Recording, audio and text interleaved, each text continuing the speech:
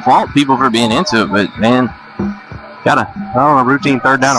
Simmer down.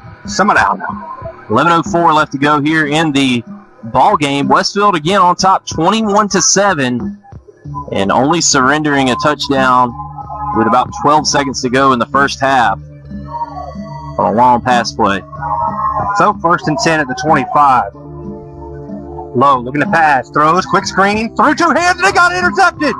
Gavin Edmondson's got it. Gavin coming across the field now. Gavin trying to set up some blocks. He better go down. He does. Turnover number 4. One-handed. Beautiful. That's got to be the play of the game right there by big Gavin Edmondson with a second D before the sun. We've learned it from his grandpa. Good evening, everybody, and welcome to the Brandon Outfitters pregame show here on the Middle Georgia Sports Network.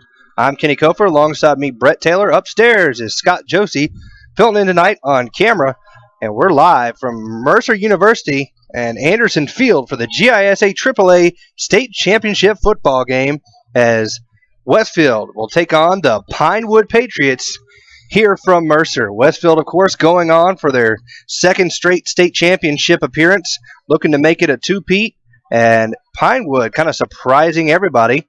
And they've come out of the region number 2 as the number 1 seed and beat some pretty good teams along the way, including last week John Millage, who came out of Westfield's region. They were the number 2 seed out of that region. So Pinewood, kind of a surprising team, Brett, but obviously worthy as they've won 3 games to get here. Yeah, absolutely. And as you said last week, I believe, probably had the easiest road to get here out of all the top-seeded teams. Westfield probably had the most daunting, and Westfield completes the trip. But what you got to say about Pinewood is they played who was put in front of them, and that's all you can ask a team to do. And they get through John Millage last week, and that was a big victory for them because John Millage was kind of coming in on a high, and you thought that maybe they'd have some momentum and just roll over Pinewood, but Pinewood held serve at home, and they find themselves up here at Mercer University to take on the defending state champions, the Westfield Hornets. Yeah, Westfield comes in with a 12-1 record on the year, and for Pinewood, they are at 11-2. Pinewood lost a close one to Tift area, and then they also lost their first game of the season to Robert Toombs Christian Academy, I believe by 4 or 5 points. So they are very close to being undefeated. Westfield, of course, had the one loss being to Deerfield early in the season, 35-25 down in Albany. But last week they were able to take out their revenge on the Deerfield Windsor Knights, and they beat them at home 28-7. So I wonder, Brett, how much does that take out of Westfield as they get ready for the state championship? Obviously, big rivalry game last week, able to come out with the victory. But now you've had Thanksgiving. Things have kind of slowed down. Are you able to get up for this game still? Oh, yeah. I think the state championship game you'll be able to get up to, up for and play very well. The thing that I think Westfield has for them is the fact that they had an extra, and both of these teams did, but extra day to rest for the Hornets, and Pinewood does as well. But in such an emotional game, it gives you time to kind of get over it. You get to watch some football coming into this game and kind of get fired up before the game, just watching college football and pros on Thanksgiving Day. And as you said, it might be some distractions this week, but I think they'll be up for it. At least from what I saw, on social media today, it looked like Westfield was the players for Westfield were up for the game and ready to go. So should be plenty of excitement for both of these teams coming in, playing in their state championship game. Westfield, I believe this will be their 9th state championship. I'm not sure about Pinewood. I believe this will be their first in AAA ranks, if I'm not mistaken. I know that they played in some when they were in AA, and I'm not sure if they were ever in single A, but it should be a great matchup. Probably 2 contrasting styles here as Westfield comes in with 3 running backs in their offense, and Pinewood's going to come out with 4 wide receivers and 1 running back. So just a lot of differences on the scheme side of things, but Westfield boasts a very talented running game, and they have some dangerous weapons on the outside as well. And Pinewood obviously likes to throw it around the yard. So it'll be a battle of contrasting styles here tonight. Yeah, Pinewood comes in with a very balanced offense. You got Preston Campbell's rushed for over 1,300 yards this season, and then quarterback Grinley Hagan, he has thrown for 24 touchdowns on the year. So they are a very, very strong and balanced offense, and Westfield's going to have their work cut out for them here tonight. But Westfield's defense is probably playing the best that they played all year long after they faced a couple of good offenses. You had Brookwood come in. They had a very good offense, very good quarterback, and Westfield shut them down. And then last week, Deerfield they forced 5 interceptions and had a fumble recovery return for a touchdown. So this Westfield defense is very opportunistic in the fact that not only did they come up with turnovers, but they've scored, I believe, 9 touchdowns this year, and that is remarkable if for any defense. And looking at this Pinewood team, they are also a very good team at turning the ball over. I believe they forced 19 turnovers on the year, so they're strong as well.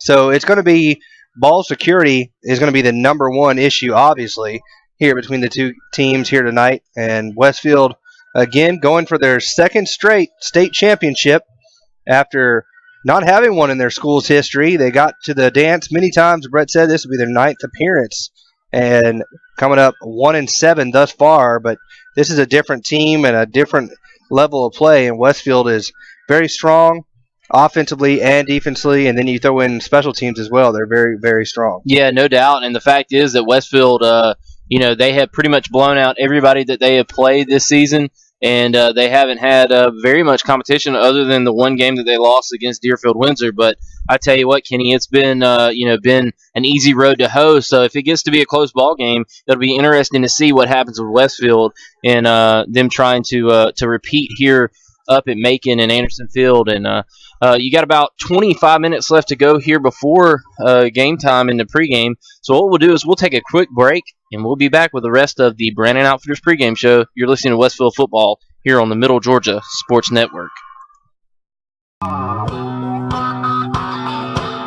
Well, the news is out. Brandon Outfitters has taken Central Georgia by storm as one of the Mid-State's premier outfitters. Located just off I-75 in Perry, Georgia, Brandon has all of the latest gear for any hunting season or just for a nice night out on the town. They still have all of your favorite brands such as Southern Tide, Mountain Khakis, Southern Marsh, Patagonia, Costa, Orvis, and as always, a huge selection of firearms. Brandon also now features new brands such as Sims, Ray-Ban, Kavu, Chaco, Yeti, and much more. Come check them out at 106 Fairview Drive in Perry. They're sure to make your visit one to remember.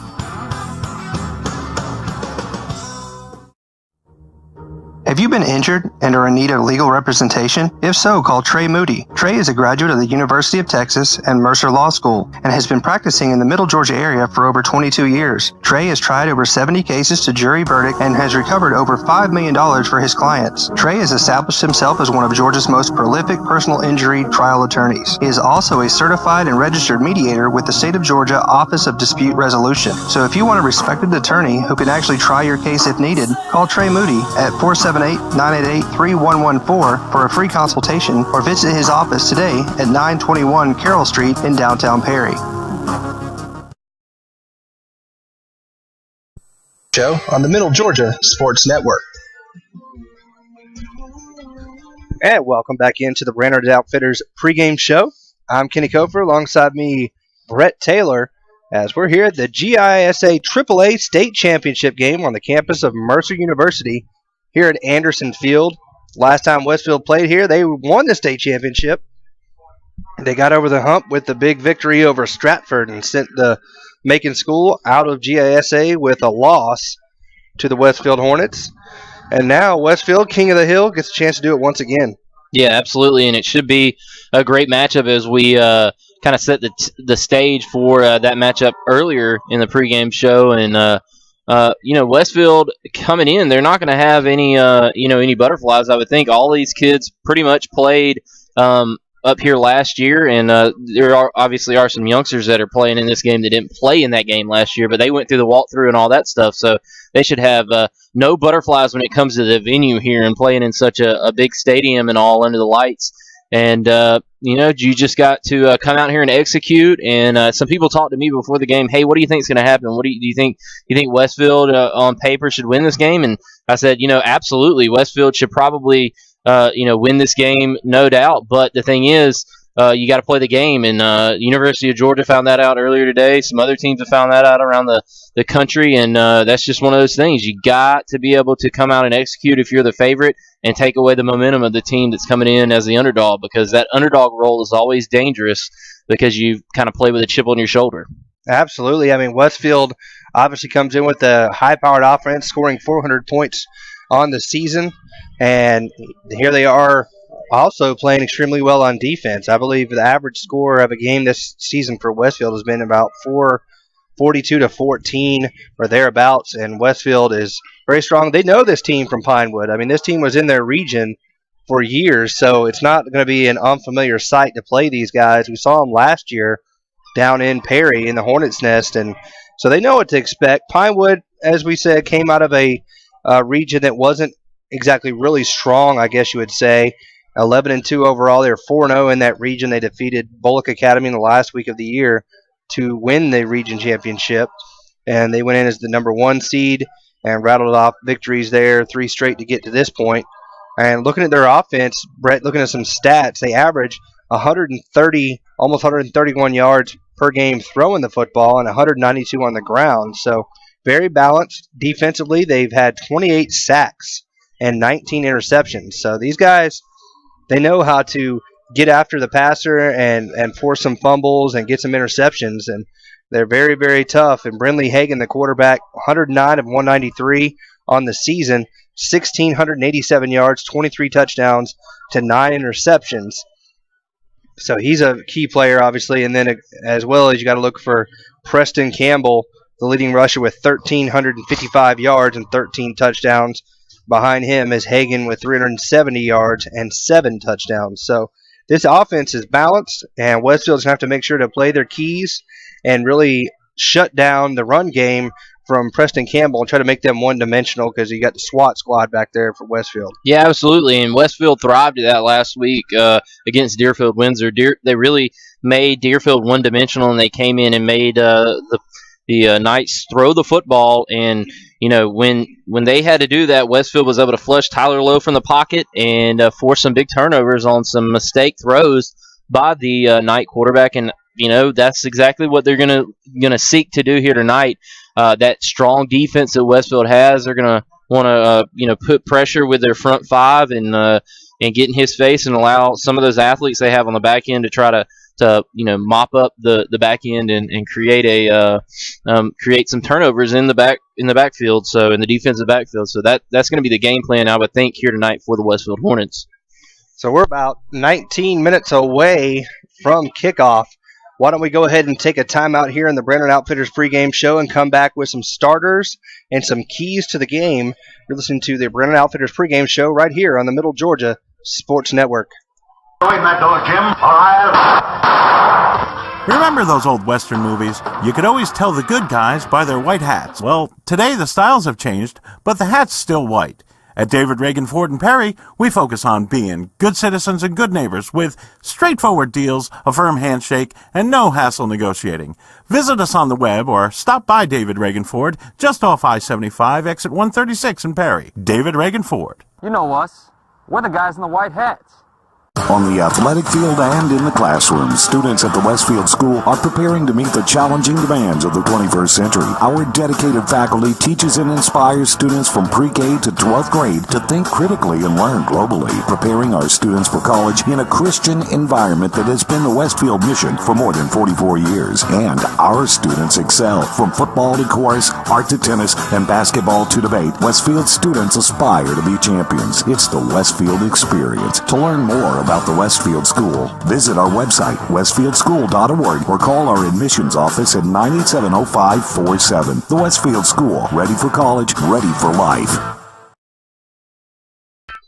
And now, back to the gridiron with Kenny and Brett on the Middle Georgia Sports Network.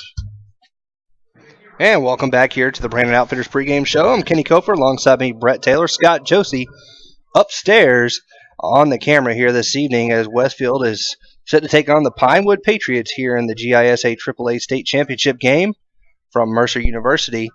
And Westfield will come in with a 12-1 record on the season, 11-2 for the Pinewood Patriots. And the two teams are going to battle for the state championship. And Brett, why don't we go ahead and look at some of the key stats for Westfield? We kind of went over on the last time about some stats from Pinewood, but how are the Westfield Hornets stacking up on offense? Yeah, and this is a pre-playoff run here, but Westfield on the season was averaging 280 yards rushing per game, 8.21 yards per carry average, and I think that's probably increased here in the playoffs. And Ryan Fitzpatrick has averaged around 104 yards passing per game for a total of 384 yards. total for offensive production, and Westfield's defense has only given up around 147 yards rushing a game and 86 through the air for a total of 233 yards per game. And so Westfield's really outscored opponents in the first quarter of games, 158-35, and this obviously was through 10 games, Kenny, and just been very impressive with Westfield. They also were very impressive in the second quarter of games, 135-44. Things kind of tapered off in the second half because you had a lot of youngsters in the game against some of these opponents, 87-21 in the third quarter and 55-66 in the fourth quarter.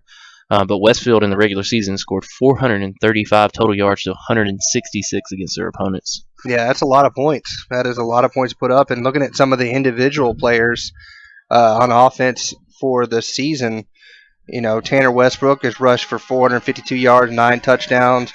Ryan Fitzpatrick, 354 and 11 touchdowns. Josh Jenkins, 795 and 11 touchdowns. So you got 3 guys right there who have counted for over 30 touchdowns. So kind of the triple-headed monster. And then you throw in Robert Myatt had 4. You had Austin Burnett had a couple. So a couple guys can score for Westfield. And then you mentioned Ryan, who threw for 11 touchdowns and 2 interceptions. So Westfield's balanced as well. And it's going to be interesting to see how these two teams match up here tonight. And Brett, I don't know if you want to go ahead and look at the starting lineups as they're brought to you by Spillers Orthodontics, where great smiles begin. Yeah, absolutely. On offense for Westfield, the Westfield Hornets will come out against the Pinewood Patriots like this on offense. Westfield will start out at left tackle number 77, Dylan Amrit, left guard number 34, Corey Holiday, at center number 78, Cameron Washington, right guard number 51, Connor Cawthon, at right tackle number 17, Austin Doyle, at tight end number 40, Cam Forrester, at running back number 10, Robert Myatt, at the other running back number 1, Tanner Westbrook, at fullback number 21, Josh Jenkins, and at quarterback number 15, Ryan Fitzpatrick. The wide receiver position will be number 12, Giles Amos, and he'll be a big play threat out on the outside.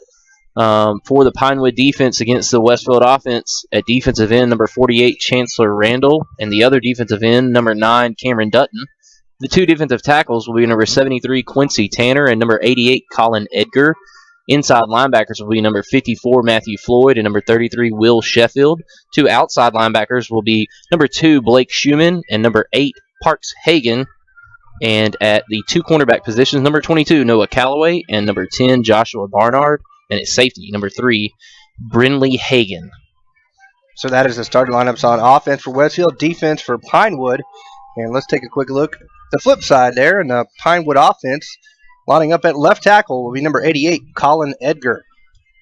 At left guard will be number 64, Connor Kennedy. The center for the Patriots, number 77, Wes Purcell. Right guard is number 48, Chancellor Randall.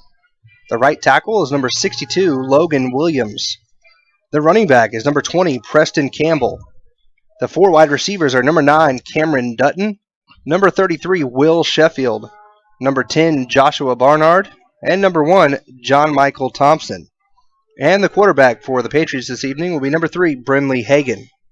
And for the Westfield Hornets on defense, they will line up in their 4-4 defense like this. At defensive end will be Corey Holiday. The defensive tackles will be number 74, John Walker Moore, and number 76, Walker Davison. The other defensive end will be number 43, Matthew Moore.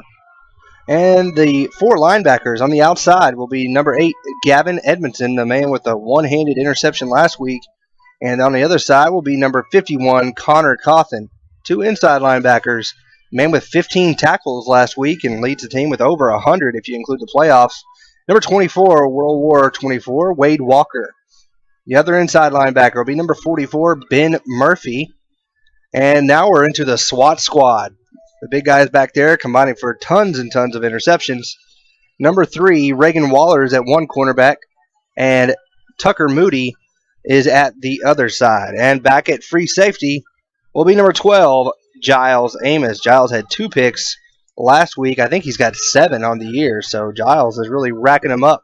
Almost got as many interceptions as he does receptions, and doing the kicks here tonight will be Griffin Elmore for the Hornets. He's been very, very clutch for Westfield all season long, making his extra points as well as a couple clutch field goals as well. So that is the starting lineups brought to you by Spillers Orthodontics, where great smiles begin.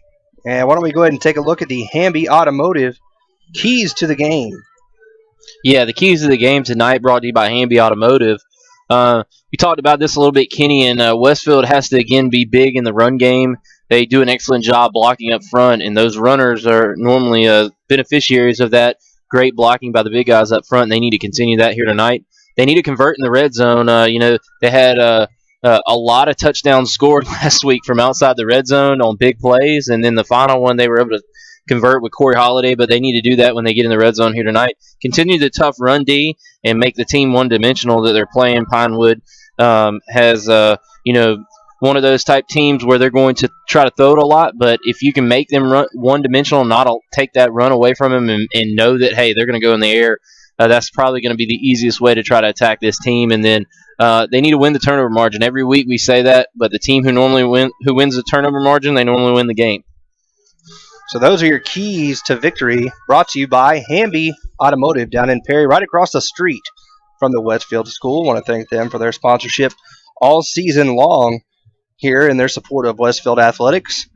And, of course, next week we quickly transition from the gridiron to the hardwood as Westfield will be at home on Tuesday next week, starting off their boys varsity basketball. The girls have already played a couple. They're 2-1 on the young season, and Westfield will be at home, though, so come check them out. We'll be doing all the home games for the boys and girls varsity basketball teams, and we're looking forward to doing that this coming week. Only 2 home games, though, in the month of December, so most of it will be in the year 2015.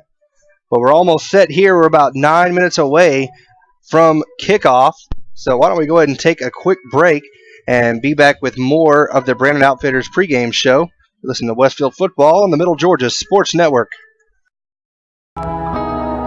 Spiller's Orthodontics is where great smiles begin. Whether you're an adult or a teen, they can make you smile. Dr. Don Spillers uses state-of-the-art technology and proven orthodontic techniques to provide his patients with the quality care they deserve. He offers Invisalign, Invisalign Teen, clear, and metal braces. No referral is needed, so call 478-953-2700 to schedule your complimentary evaluation and see why your friends love visiting his office.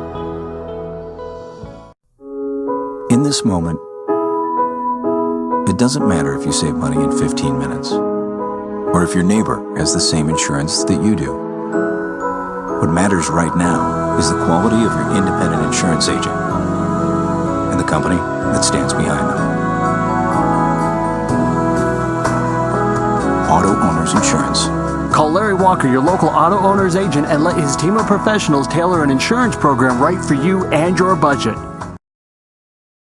Welcome back into the Hornets' Nest to the Football Friday Night Game of the Week on the Middle Georgia Sports Network. And welcome back here to the Brandon Outfitters pregame show here on the Middle Georgia Sports Network. Kenny Kofer, Brett Taylor. Upstairs is Scott Josie. Here as the Westfield Hornets are set to take on the Pinewood Patriots in this GISA AAA State Championship game. And Westfield will be donned in they are the road team coming into this game, just dictated by the brackets. They were laid out ahead of time, and Westfield came from, I guess you would say, the bottom half of the bracket. And as a result, they will be the away team as they were last year here against Stratford. Pinewood will be in their all green uniforms, green pants, green shirts, green helmets, everything green. And Westfield will be decked out in their gold bottoms with their white tops and their green numerals, green number or green shoulders as well, and the green helmet with the W and the diamond on. Pinewood has 80 points. Pinewood, they got an early 80-point lead. Yeah. Well, that's a good job there as they're working on the scoreboard. But we got the referee crew, I believe, is out of Gwinnett County. I saw the head referee. I'll tell you what, he would give Ed Hockley a run for his money. So the pipes? Yeah, I don't think anybody's going to be messing with the head referee there here this evening. But Coach Jones coming in as in the top 10 in victories here in the state of Georgia, regardless of classification. Looking for his second state championship here at Westfield. He had one early in his career back at a team over in Phoenix City, Alabama, I believe.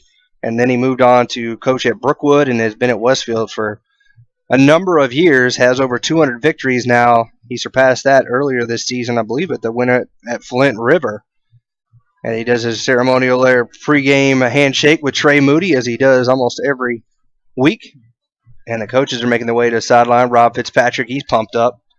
He's down there banging elbows and everything you can imaginable. And over here on the side at Pinewood, cheerleaders are waiting there, guys, so we're almost set. We're about 7 minutes. Clock has stopped over there. But it's supposed to be a 7:30 kickoff, and we're at 7:27. So things are a little behind schedule for some reason. I'm not really sure why. The early game of the day was Memorial Day defeating Piedmont 42-35 in the GISA AAA State Championship game. So Memorial Day goes back-to-back. Last year they defeated Valwood here at Mercer. Valwood, of course, moved up to AAA, and they played in Westfield's classification. They were upset, though, by John Millage in the second round of the playoffs. And the captains are starting to make their way, at least for Westfield. I don't know where Pinewood is. Westfield's going to have all of their seniors, but I believe the 5 that will come out and do the coin toss for Westfield will be Connor Cawthon, Walker Davison, Deal Amrit, Cameron They're just Washington. stacking them all up, it looks like. Yeah, I don't know who they're going to have come out as the main captains, but they got about 15 or 20 of them.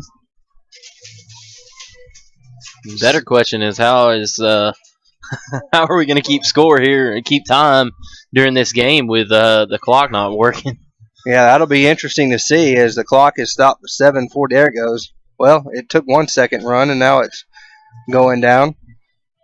But on the far side, Pinewood's captains are number 88, Colin Edgar, number 10, Joshua Barnard, number 40, or is that number 48? Yeah, 48, Chancellor Randall, and then finally Brinley Hagan. Those are the captains there for the Pinewood Patriots. And here on the near side, as I mentioned, Westfield's got about 25 guys down here on the sideline, but Westfield with the gold bottoms. They've gone with the gold bottoms throughout the season here. They started wearing them, I believe it was early in the year against maybe John Millage. Millage, or yeah, I think they brought him out against John Millage, if I'm not mistaken. And they've gone with them ever since, as it worked well for them then, so they figure it's got to work well for them again. Looking here on the near side, though, got a good view of this is the visiting side, but it's where the press box is located. Kind of odd there, but a lot of fans traveled up from Perry. Obviously, not a far drive for the Westfield folks. On the far side, Pinewood did a pretty good job traveling. Not a whole lot there, but they had a lot longer to go. A good 2.5 hours or so on the way up here. So why don't we go ahead and take a break and be back with the coin flip and more here on the Brandon Outfitters pregame show. Listen to Westfield football on Middle Georgia Sports Network. Installed, you can't stop it from spreading. Introducing Kudzu from ComSouth, entertainment, media, and communications throughout the entire home from room to room. The ComSouth Kudzu whole home DVR allows you to connect up to 5 TVs, and with the high-speed media gateway, digital cable, HD TV, high-speed internet, and telephone services will spread throughout your house like Kudzu 2. Stop by and learn more at any ComSouth location in Cochran, Hawkinsville, Perry, and Fort Valley, or go to comsouth.net. In this moment, it doesn't matter if you save money in 15 minutes, or if your neighbor has the same insurance that you do. What matters right now is the quality of your independent insurance agent and the company that stands behind them. Auto Owners Insurance. Call Larry Walker, your local auto owner's agent, and let his team of professionals tailor an insurance program right for you and your budget. Spillers Orthodontics is where great smiles begin. Whether you're an adult or a teen, they can make you smile. Dr. Don Spillers uses state-of-the-art technology and proven orthodontic techniques to provide his patients with the quality care they deserve. He offers Invisalign, Invisalign Teen, clear, and metal braces. No referral is needed, so call 478-953-2700 to schedule your complimentary evaluation and see why your friends love visiting his office. The following is a presentation of high school football on the Middle Georgia Sports Network.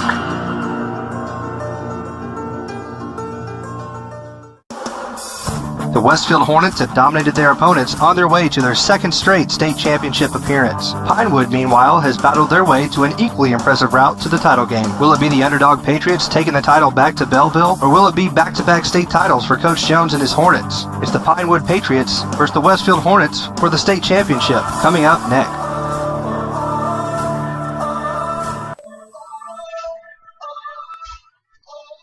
Good evening, everybody, and welcome to the GISA AAA State Championship game here on the campus of Mercer University at Anderson Field. The Westfield Hornets are set to take on the Pinewood Patriots here on the Middle Georgia Sports Network. Kenny Kofer, Brett Taylor, and Scott Josie on the call. Here within the stadium, 96.1 will be the station to pick us up on within the confines of Mercer. And obviously at home, you can go to midgasports.net.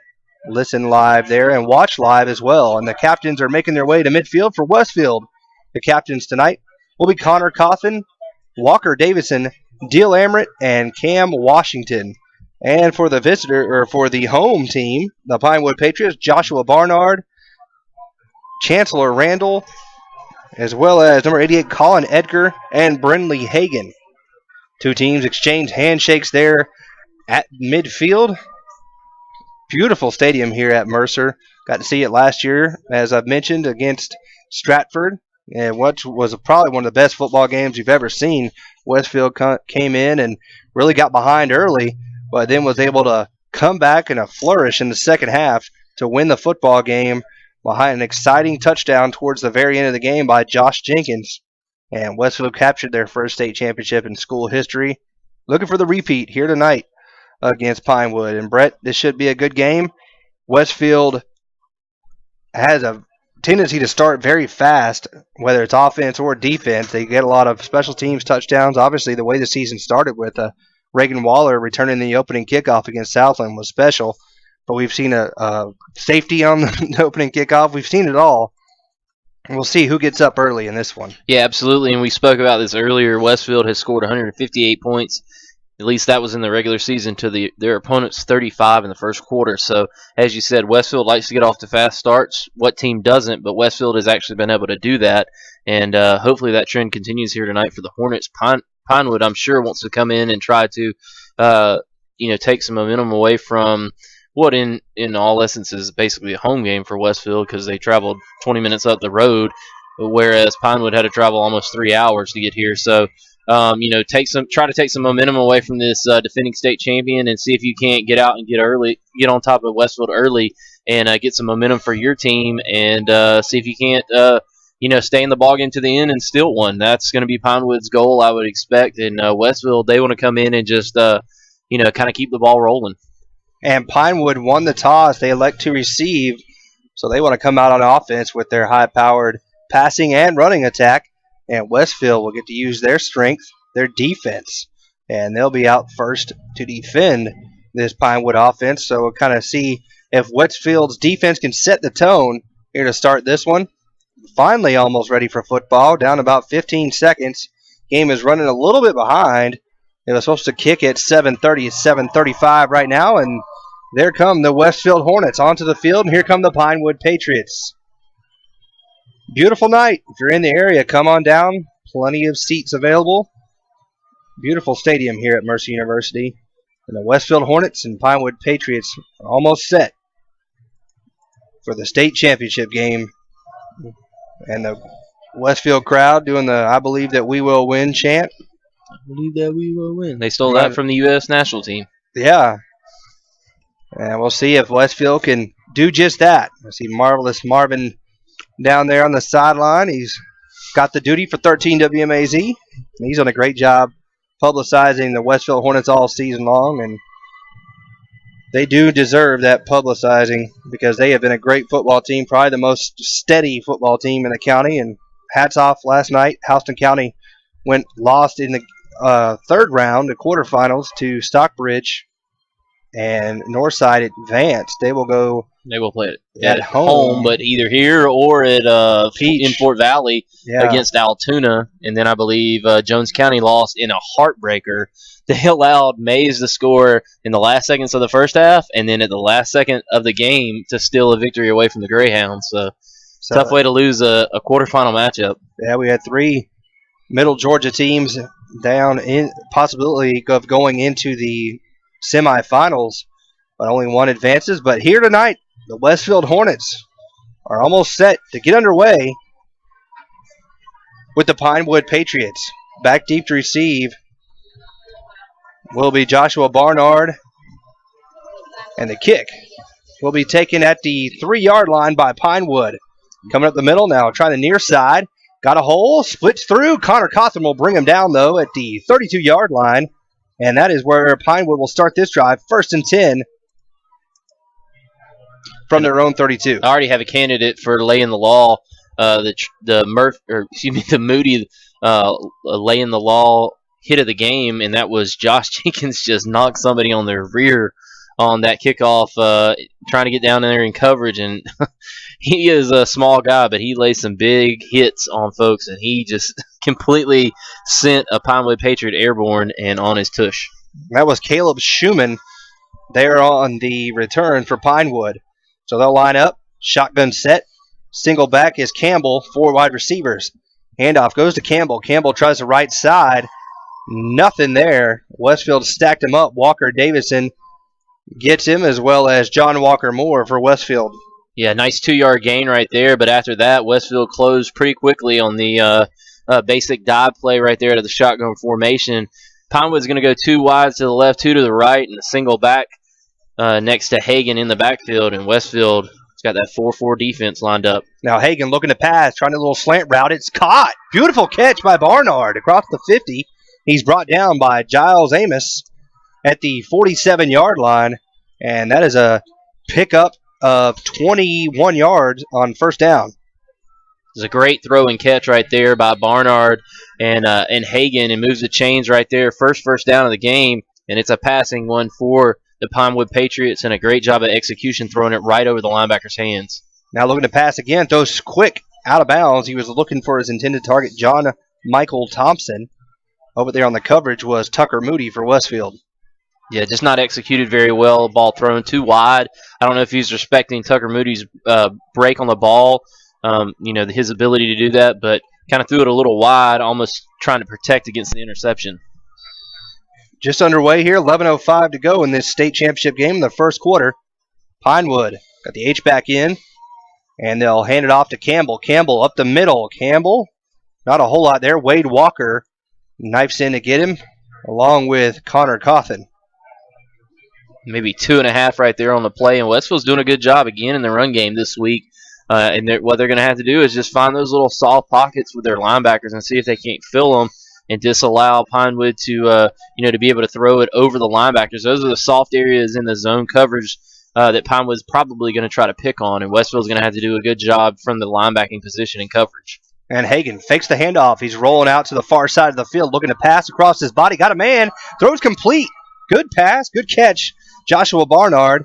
Over there on the tackle was Giles Amos. That's a 1st down for the Pinewood Patriots. Yeah, nice 15-yard pass play right there, and he's wide open on the outside. A good hit delivered, but Pinewood again moves the chains, and they're inside the Westfield 30-yard line down to the 29, and Westfield's going to have to try to find somehow to stop this passing attack. It's been 2nd and 3rd down plays that are killing the Hornets thus far. So 1st down at the 29. Handoff goes to Campbell. Big hole. Campbell. 15, 10, 5. Touchdown, Patriots. Yeah. But there's a flag down. I was about to say, how this looks familiar from last year, but a flag down on the play. We'll see who it's against, but it looks like Pinewood is going to be the guilty party as they're coming back.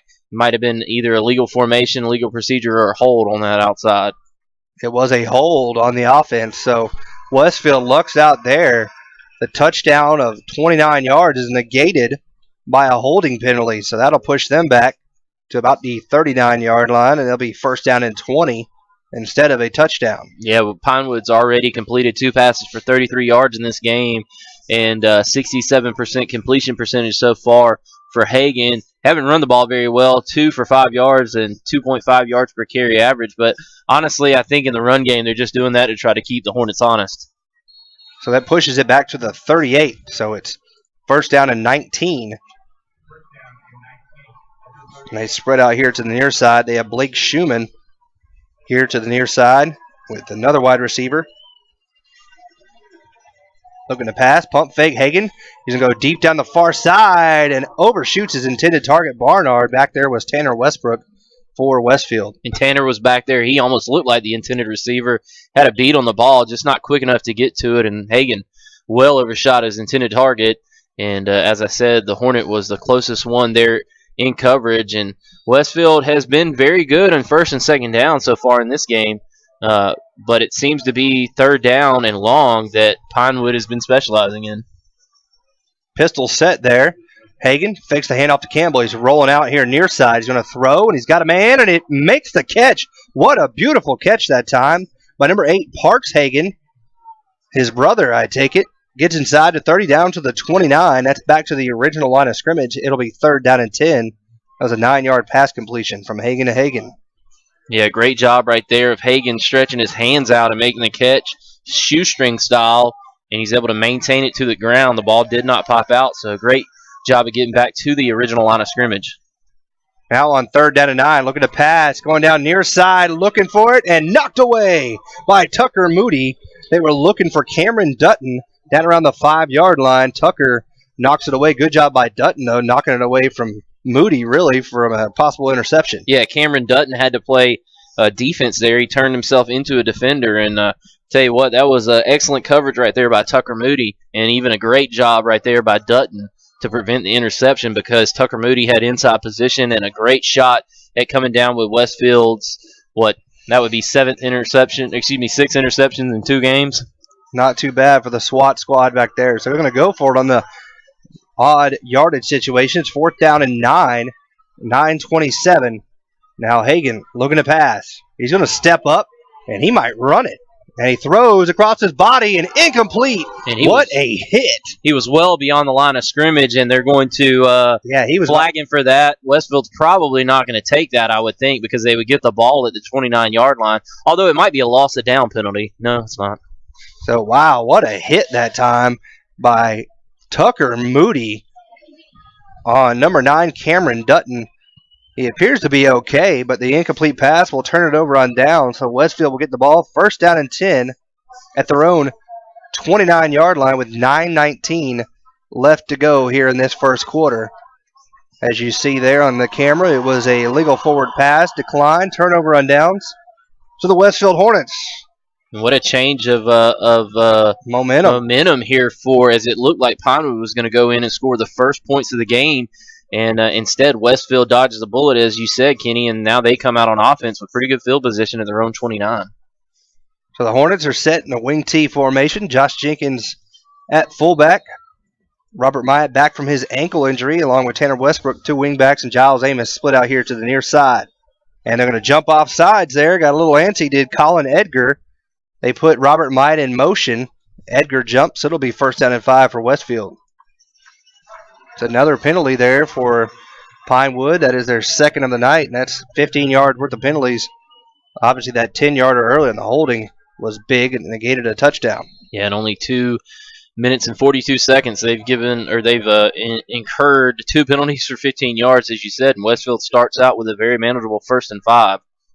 And they'll quickly go with Josh Jenkins. Jenkins driving his legs, and wow, he gets decleated there as he picks up a short gain of maybe 3 yards out to the 37. So it's second down and 2. Brett has weird math. 37 to the 39 would be 2 yards to go. So it's second and 2 after a 3-yard pickup. 8:50 left in this opening quarter. This is Westfield's first offensive possession.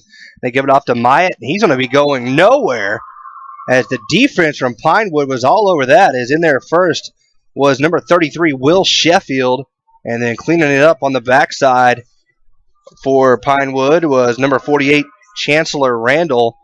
Sheffield a little gimpy there after that play. So third down and 4 for Westfield. Yeah, as we saw last week, a lot of that lateral play calling it just hasn't worked as much in the playoffs, especially against Brookwood, Deerfield, and now against Pinewood. I think Westville is going to have its most success running the ball straight at this defense from Pinewood. They put Tanner Westbrook in motion. Ryan's going to keep it himself, and he's going to lunge ahead if they give him the spot. He's got enough for the first down, and he does. Yeah, great job right there by Ryan, stretching that football out and picking up the first down, gets it all the way out to the 40-yard line, and he picks up 4 on the carry right there, and it was just a quarterback follow play. We've seen that the last few weeks, and Ryan has specialized in that. Didn't pick up as much as he's used to picking up on that play, but nonetheless, it allows Westfield to pick up a first down and continue this drive. And they've only picked up 6 yards, but Pinewood gave them the 5-yard offside penalty. Quick handoff goes to Tanner Westbrook. He's going to be pulled down behind the line.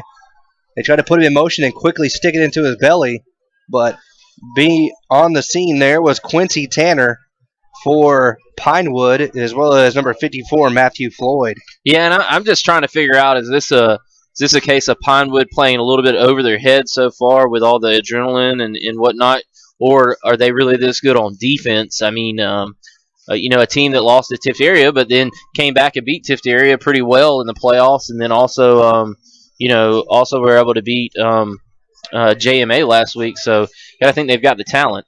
Handoff goes to Josh Jenkins. Jenkins driving his legs, bouncing around. Better hold on to the football.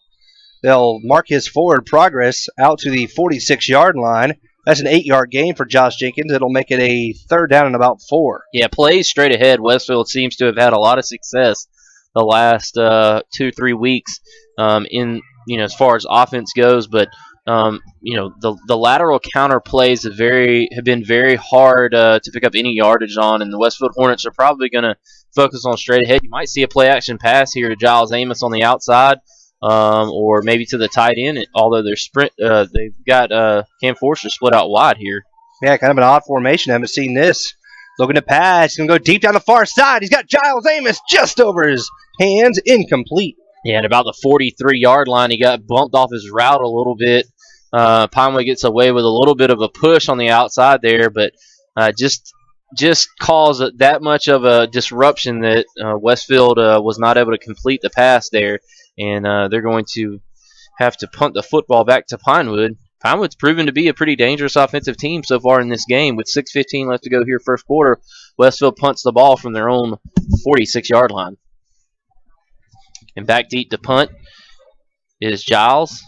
Gets the kick away. It's an end-over-end kick. It's going to hit down at the 20-yard line, bounce over the Pinewood receiver. It's going to be touched down at about the 12-yard line, and Pinewood's going to take possession there. So the Pinewood Patriots will come back out for their second drive, as no score here in the first quarter. 6:05 to go. Pinewood got the ball first. They moved down the field and looked like they scored a touchdown, but it was called back on holding.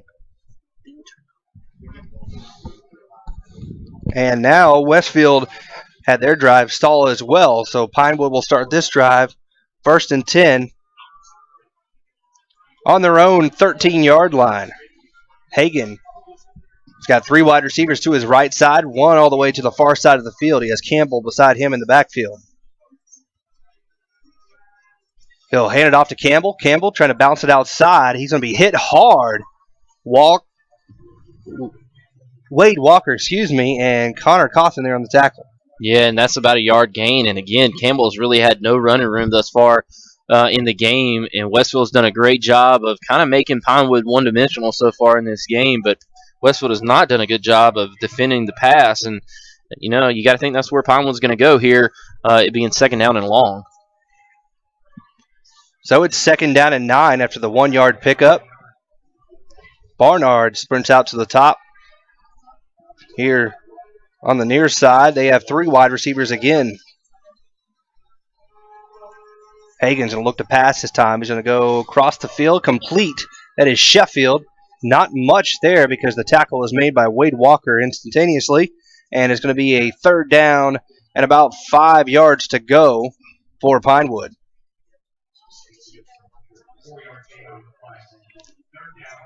As you said, the linebacker, if he turns his head, Kenny, he probably has a chance to pick that ball off, just not able to get his head around, but he does make a good job or make a good play in tackling the receiver Sheffield short, and it's going to bring up another 3rd down and long. And they go with Campbell. Campbell bursts through the line. He's going to be short of the line to gain, though. He trips up and falls at the 22. Needed to get to about the 23.5 for a first down, so it's going to be 4th down.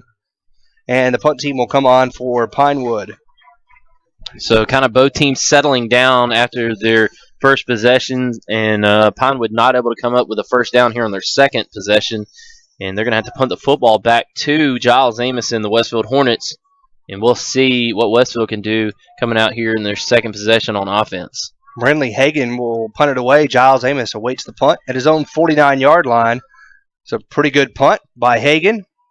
And Giles will take it at his own 46. Giles across the 50. Giles cuts back 40, and he'll be spun down inside the 40 down at the 38-yard line. Good return of about 13 yards for Giles Amos. And Westfield with great field position at the Pinewood 38-yard line. 3:58 to go in this opening quarter. No score here in this GISA AAA State Championship game. Yeah, and I believe they netted almost, what was that, around 14 yards. I think they kicked it at the 47-yard line of their own. So play good defense, get it back, win the field position battle, and now you got good field position starting off at the Pinewood 39-yard line. And they'll hand the ball off to Robert Myatt. Myatt fumbles the handoff. Luckily hangs on to it, but he'll be brought down for no gain right there at the 39-yard line. Lucky that wasn't a turnover by Westfield. Yeah, Robert able to luckily hold on to that and just get upfield and try to get back to the line of scrimmage, and that's what he did right there. So far in this game, Westfield really hasn't done much in terms of running the football, like I said, laterally. It's been more up the middle that they've had great success at. So the no gain will make it 2nd down and 10. They put Tanner Westbrook in motion. Look at the pass. Got a man wide open. Cam Forrester's open, and he makes the catch inside the 10, and he's on his feet into the end zone. Touchdown, Hornets. 39-yard touchdown from Ryan Fitzpatrick to Cam Forrester, and the Hornets lead 6-0 with 3:13 to go here in this first quarter. And that was the play-action passing that I was talking about that Westfield is so effective at. They get the defense sucked up, and then they throw it right over top of your head, and that's exactly what happened right there. And on the second pass attempt by Ryan Fitzpatrick, he finds Cam Forrester for a huge 39-yard touchdown. Beautiful. Cam just broke through the line there and was wide open behind the defense. On for the extra point is Griffin Elmore. Tanner Westbrook on the hold. The kick is up, and the kick is good. 7-0 your score. 3:13 to go in the first quarter. We'll take a quick break. Listening to Westfield football on the Middle Georgia Sports Network. Good morning, huh? Sherry, limeade, ocean water. Pretty great. Great. What are you doing over there? I'm trying to calculate all the drink combinations at Sonic. All the different sodas and the slushes and teas and everything. The flavors, all of them. Okay, so what is it? What's the number? It's, hang on, now I'm getting a call. Hey, what's up, Terrence? That is not a phone, that's a calculator. Yeah, dude, yeah, he's here. Wake up to the possibilities. Get any large drink for 99 cents before 10 a.m. And introducing handcrafted Sonic Splash sodas. This is how you Sonic. Have you been injured and are in need of legal representation? If so, call Trey Moody. Trey is a graduate of the University of Texas and Mercer Law School and has been practicing in the Middle Georgia area for over 22 years. Trey has tried over 70 cases to jury verdict and has recovered over $5 million for his clients. Trey has established himself as one of Georgia's most prolific personal injury trial attorneys. He is also a certified and registered mediator with the State of Georgia Office of Dispute Resolution. So if you want a respected attorney who can actually try your case if needed, call Trey Moody at 478-988. And welcome back. Here's the kickoff. We'll go to the 4-yard line. It's picked up there and brought across the 20, 25, 30, 35, and pushed down at the 36-yard line. And that is where Pinewood will start this drive. There on the return that time was Caleb Schumann for Pinewood. So they get good field position here. They trail 7-0 though with 3:06 to go in this first quarter. Ryan Fitzpatrick to Cam Forrester from 39 yards out was the touchdown for Westfield. Yeah, and I believe that was Tanner Westbrook right there coming up with a big tackle to save a huge return, even more than it ended up being, out to the 36-yard line. And Tanner doing a good job on special teams and Pinewood, they got a pretty good return team here so far in this game. And the handoff will go to Campbell. Campbell across the left side, sidesteps, makes a good move, but Giles Amos brings him down, almost forces the fumble over there. But it's a pretty good gain of about 7 yards for Preston Campbell. Yeah, good job right there by Giles coming up from his safety position and gives up about 8 yards to Campbell. Nice blocking on the left side of the Pinewood line, and Giles has to save a huge one. And again to Campbell. Campbell got enough for the first. He gets out to the 50-yard line. There on the tackle was Ben Murphy, as well as Walker Davidson. And the difficulty in stopping this offense is they spread you out, and then they dink and dunk you with the pass play, and then they also, as they spread your defense out, they run the little dives and draws up the middle of the defense and kind of off tackle. And if they catch you in a numbers game, it can be off to the races. Campbell again, not much there, maybe half a yard. Connor Cawthon there on the tackle, along with John Walker Moore. Great job right there by the defense, but I think Campbell tripped over the 50-yard line, and the big guys up front for Westfield maybe got in his way a little bit as he was trying to slice his way through the line. He just kind of tripped his feet up on the turf and fell down at the 50. And they're going to pass this time, and they throw incomplete. Barnard kind of turned his head trying to run before he caught it, and it goes incomplete. 3rd down and 10 now for Pinewood. That was a tough break there for the Patriots. Yeah, he had an excellent opportunity to get upfield and maybe pick up the first down, but now it's going to bring up a long 3rd down and call it 9.5 from the 49-yard line of Westfield. And Westfield trying to get off the field again on defense, turn the ball back over to their offense in good field position. And Pinewood has other things on their mind, trying to knock this thing up. It's already 7-0 with a minute 54 left to go here in the first quarter. So 3rd down and 10. Hagan with 3 wide receivers to his left side. He's going to roll out here near side. Going to go deep down the middle, and it's picked up by Giles Amos at the 30. Giles coming up the near sideline. He's going to dance to the middle of the field now, trying to set up some blocks. Huge block by Westfield and John Walker Moore, and he's finally spun down at the 50-yard line, but holy cow, did John Walker Moore absolutely level number 64. That is no doubt, that's the Moody Law Firm hit of the game right there. Number 64, Connor Kennedy, is looking out of his ear hole right now. Yeah, I'm signaling to Kenny, write it down. Yeah. He's got to get that one down because that was, man, that was one of those decleaters, peel back blocks, and you got to be glad you're not down there on the field on this cold night. That was painful for the Patriots, and the turnover goes to Westfield, the first of the night.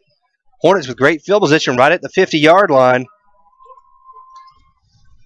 And they put Reagan Waller in motion. They're going to pitch it to him. He's trying to get to the corner. Good defense, though, by Pinewood, and Reagan smartly just gets back to the line of scrimmage right there at the 50, just took what he could and falls forward. So no gain on that play. Yeah, everything wide is just not working for Westfield so far in this game. And I tell you what, it's just difficult when you're trying to get the ball wide and you got defenders all in your way on the other side of the line of scrimmage, and that's what happened right there. So the no gain will make it 2nd down and 10 at the 50-yard line. They put a man in motion, fake the handoff. Ryan looking to pass. He's going to go with a quick short route that time by Tanner Westbrook. Short hops him, though, and falls incomplete. So Westfield will be in a 3rd down and 10 situation. Not the best for Westfield. They like to be in a 3rd and manageable for their type of offense.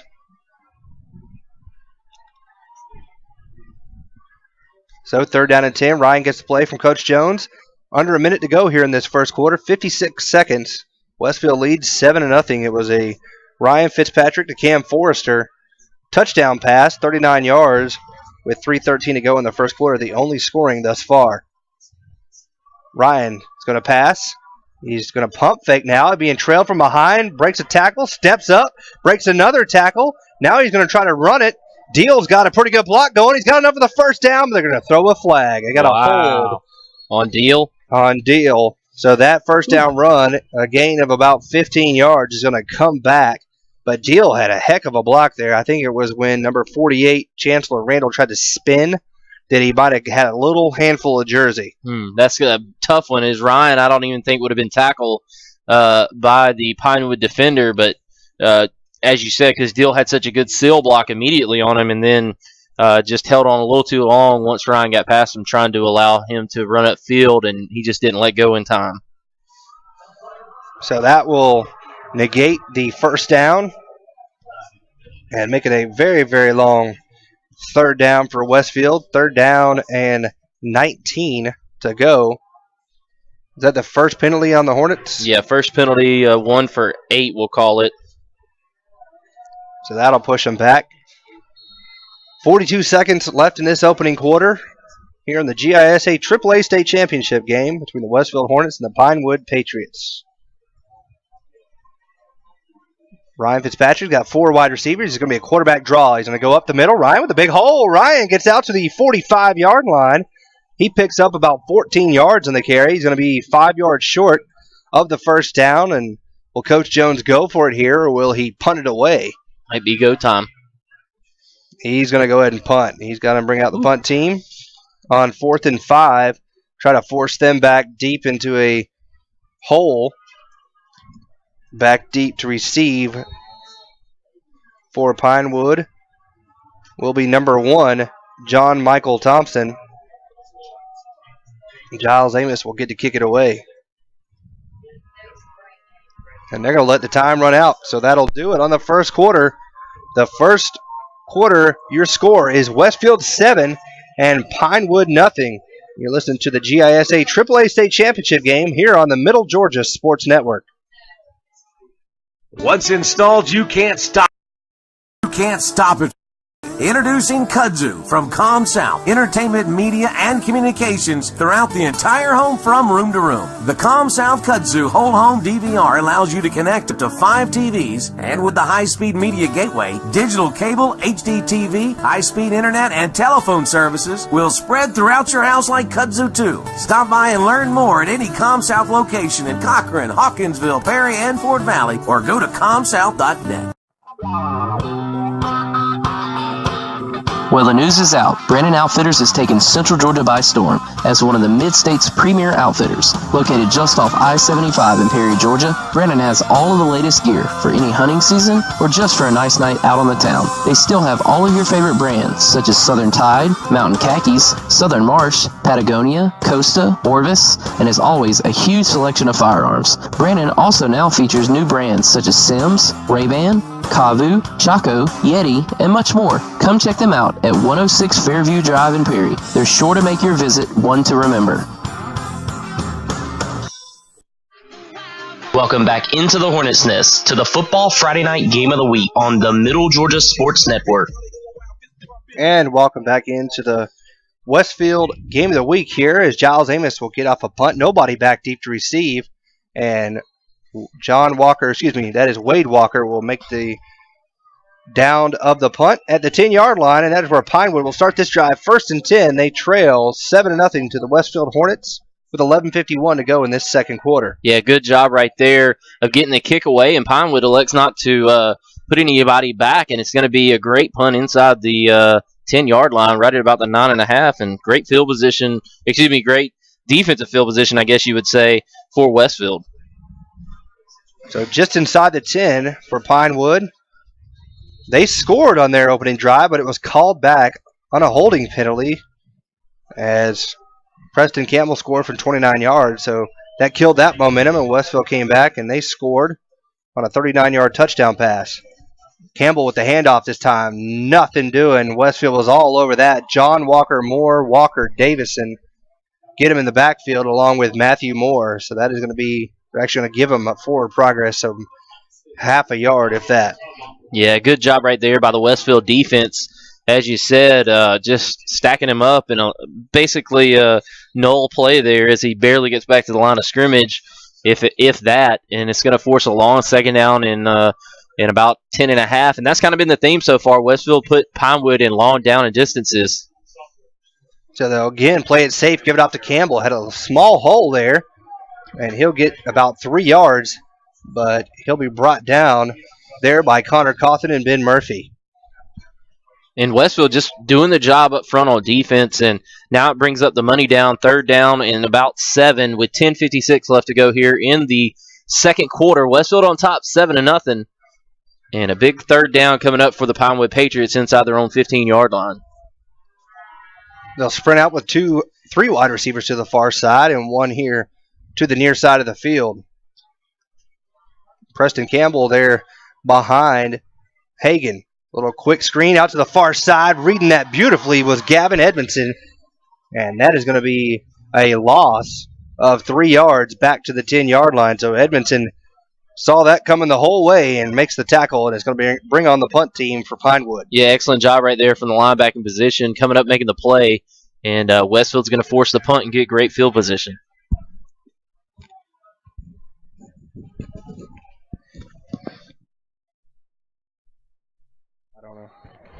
So on to punt will be Brinley Hagan. And it's almost blocked. He gets it straight up to shoot. It's short.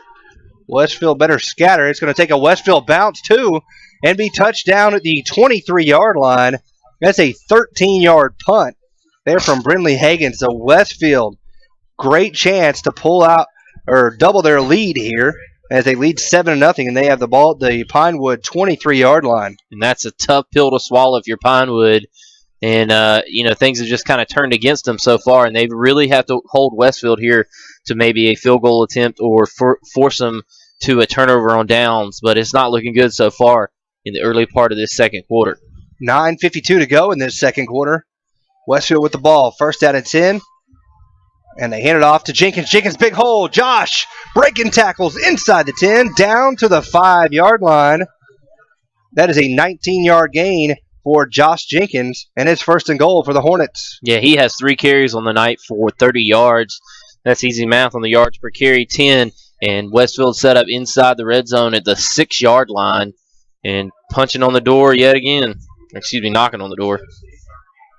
So Westfield on the move, 1st and goal at the 6. Here in this GISA AAA State Championship game. Westfield going for the repeat. Giles Amos spread out here to the near side. Would you go with a little corner fade pattern? No, it's going to be Ryan Fitzpatrick's going to keep it, and he's not going to get anything. A good job by Pinewood. And there's Connor cleaning up after the play, but no gain on the play there on 1st down. Somebody needs to give him a broom. He likes to clean up things. Colin Edgar made that tackle for Pinewood. Westfield will cycle in some new players. I think they might go with the old jumbo set. I saw John Walker Moore go in there along with Ben Murphy. Now, when they normally bring those two in, they go with a power set. And that's what they're going to do. They got Corey Holiday in there to block as well. So here comes the beef for Westfield on 2nd and goal. Hands off to Josh Jenkins, trying to follow his blockers. Not much there. Good job. It's a terrible spot by number 48 that time. Chancellor Randall brings him down after a 1-yard gain, and it's going to be 3rd down and goal. So good job of stalemating those blocks for Pinewood. Looked like from here he got down to almost the 3-yard line and got pulled back to the 5, but I don't know about that spot. But nonetheless, Westfield's going to have to score from 5 yards out on 3rd down and goal from the 5. So they go with the same set here. And they're going to fake the handoff. Looking to throw to John Walker Moore in the back of the end zone. Overshot his target. Did Ryan Fitzpatrick. So that will make it a 4th down and goal at the 5. And will they come on for the field goal with Griffin Elmore? Looks like they are. Yep, Griffin will come on. He'll be kicking right in the middle of the field. So this will be a 22-yard attempt, maybe 23. Either way, it's pretty short for Griffin. He's had a pretty good leg all season long. This is to go up 2 scores, make it 10-0.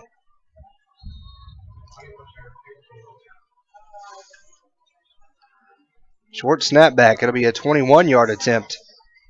Good snap, good hold. The kick is up. And it is good. So with 7:54 to go in this second quarter, your score, Westfield 10, Pinewood nothing. Listen to Westfield Football on the Middle Georgia Sports Network. C.W. Williams is the premier home builder in Houston County. With established communities in Perry, Bonaire, Centerville, and Warner Robins, C.W. Williams Homes offers you a chance to build the customized home of your dreams. There are multiple floor plans available, ranging from a minimum of 1,000 square feet to over 3,000 square feet. Log on to cwwilliamshomes.com or give them a call at 478-922-2207 to check their list of plans, communities, and financing options today. C.W. Williams Homes. Let us build the home of your dreams. Set your own banking hours with Planners First Online Banking. Planners First Online Banking allows you to connect and access your bank accounts 24/7. For those that are always on the go, you can check your balances, pay your bills, transfer funds anytime and anywhere you have internet access. Let Planners First Online Banking make your life a little easier. Planners First, a legacy of excellence since 1896. Member FDIC, an equal housing lender.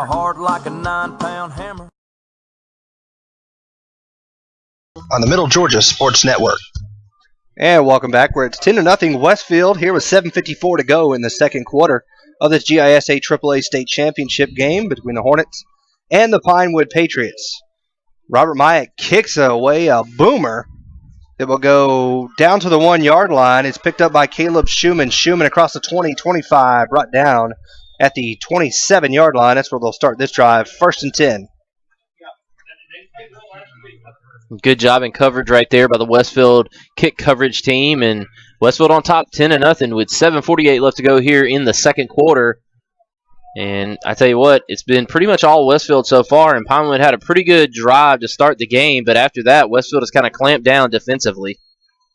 Yeah, Hornets are looking good. They forced a turnover, an interception from Giles Amos, and then they got a bad punt that set up that drive there at the 23. They moved 18 yards, bogged down, but were able to get a field goal from Griffin Elmore. Hagan, quick pass out to the far side is complete, but he's brought down after a short gain. There in the reception was Cameron Dutton.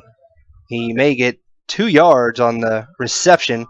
It's going to bring a 2nd down and 8.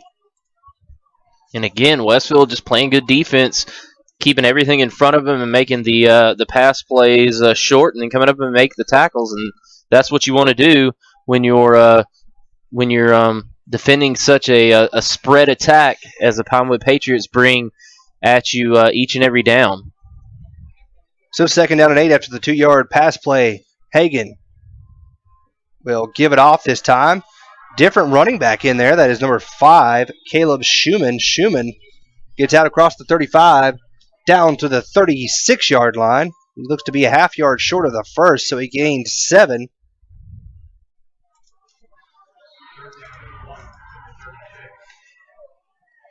The handoff will go to Schumann again. Schumann looks to have enough for the 1st down.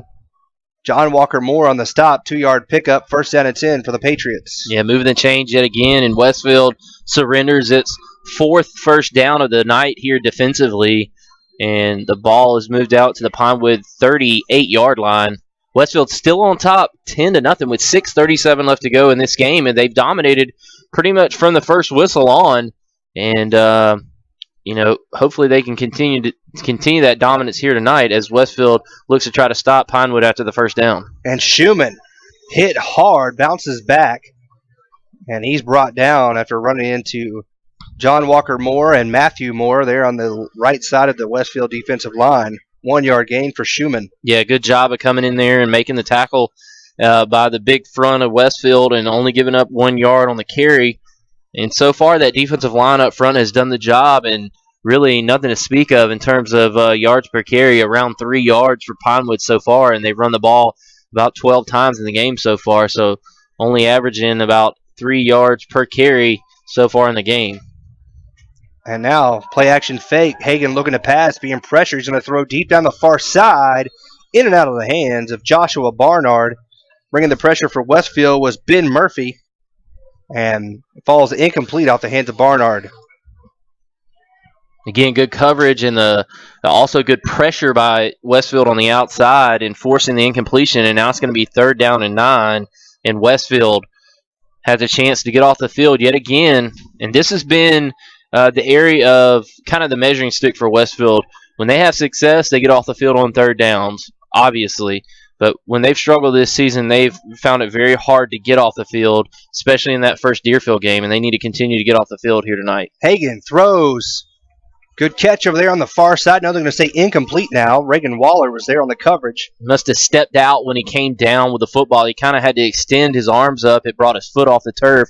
And when he stepped down, he must have the first foot must have came down on the white over there on the far sideline. So unless Pinewood comes out with some sort of fake here, you would think a punt isn't, inevitable, and Westfield's going to get the football back, as Giles looks like he's going to be standing on his own 30-yard line to receive this punt.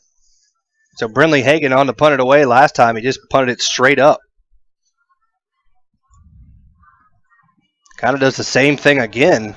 A little bit farther this time. And it goes out of bounds. And that should mark it probably about the 43 or so, depending on where the linesman gets the nod to stop. He's still going, and it's at the 44-yard line. So that's where Westfield will start this drive. 1st and 10, leading 10-0 with 5:26 to go in this second quarter. I know this is no joking matter, but Gavin Edmondson looked like he was doing one of those tornado drills. He hit about the 43-yard line and goes like this, puts his hands over his head and tries to get out of the way of the football, but that was hilarious. So it's 1st down and 10 for Westfield. They got Giles Amos there to the top side, and they fake the handoff, looking for Giles on the post pattern. He's open. If he can go up there and make this catch, he does! And he breaks away from the defender, Barnard, for the touchdown. Wow. No flags. That is a 56-yard touchdown pass from Ryan Fitzpatrick to Giles Amos. Wow. Huge play right there. Giles Amos goes up, extends over the defender, and makes a touchdown grab and finishes off the run. And Westfield is now on top 16-0 here in the middle part of the second quarter. And if you're a college recruiter, maybe take a look at number 12. Pretty good guy. Pretty good guy. Yeah. Surprised we haven't seen one coach here tonight that calls this place home. So Griffin Elmore on for the extra point. High snap, hold is down, kick is up, and it is good. So with 5:16 to go before halftime, your score, Westfield 17, Pinewood nothing. You listen to Westfield football on the Middle Georgia Sports Network. Jim. All right, Jim. Remember those old Western movies? You could always tell the good guys by their white hats. Well, today the styles have changed, but the hat's still white. At David Reagan Ford and Perry, we focus on being good citizens and good neighbors with straightforward deals, a firm handshake, and no hassle negotiating. Visit us on the web or stop by David Reagan Ford just off I-75, exit 136 in Perry. David Reagan Ford. You know us. We're the guys in the white hats. On the athletic field and in the classroom, students at the Westfield School are preparing to meet the challenging demands of the 21st century. Our dedicated faculty teaches and inspires students from pre-K to 12th grade to think critically and learn globally, preparing our students for college in a Christian environment that has been the Westfield mission for more than 44 years. And our students excel. From football to chorus, art to tennis, and basketball to debate, Westfield students aspire to be champions. It's the Westfield experience. To learn more about the Westfield School, visit our website, westfieldschool.org. And welcome back here as Westfield leads 17-0. Robert Myatt kicks it away. It'll be taken by Barnard at the 4. He fumbles it, comes up with it, and he is hit hard at the 15. Guess who? By Josh Jenkins. So they'll start there at the 15-yard line, trailing 17-0 with 5:11 to go here before halftime. As I run this scoreboard graphic for the broadcast, I always click and go ahead and put the football on the side who's receiving, but it always makes me a little leery because you never know what can happen on the kickoff. Yeah, almost kind of weird. He had the ball, and then he fumbled it as he was running. He didn't fumble it on the actual catch. So very strange. Might have hit it with his knee. I've seen that before. Just odd. It's been an odd day in football, to be honest with you. All started by the Georgia Tech-Georgia game, and I know Jacket fans are excited. And they'll run a little option here. Pitch goes to Campbell. Campbell makes a couple moves. Giles will bring him down, but not before he picks up 9 yards on first down.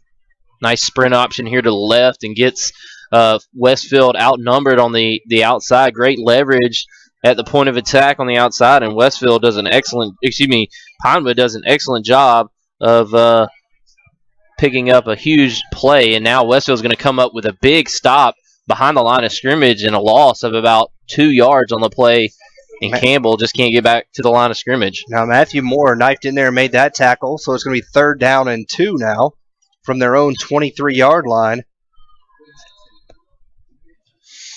for Pinewood.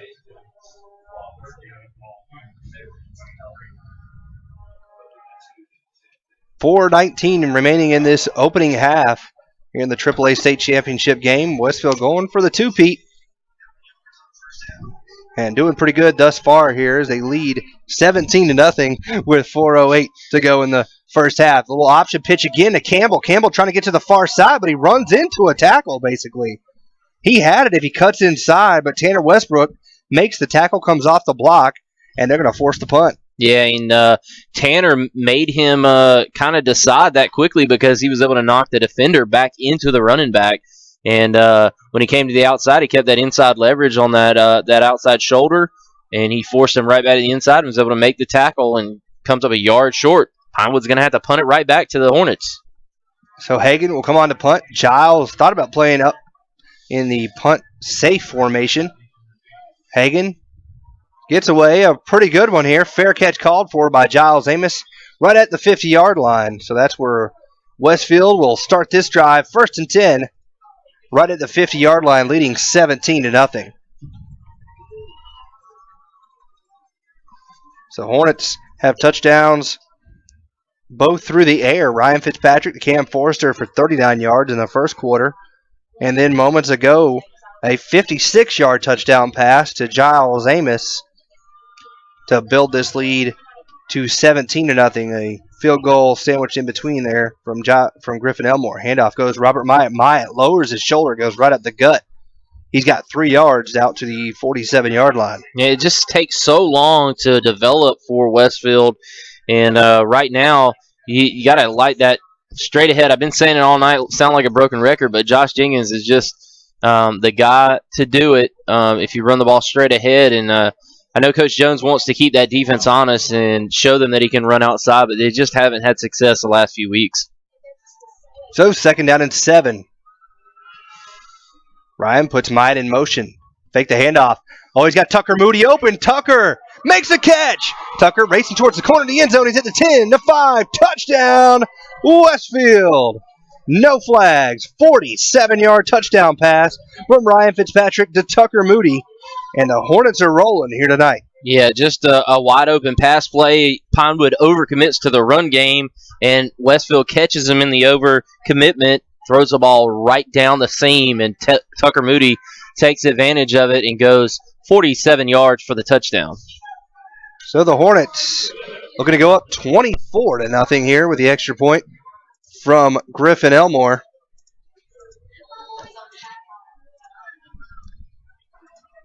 Snap from John Walker Moore. Good. Hold is good. Kick is up and inside the left upright. So with 2:36 to go before halftime, 24-0 Westfield leads. You listen to Westfield football on the Middle Georgia Sports Network.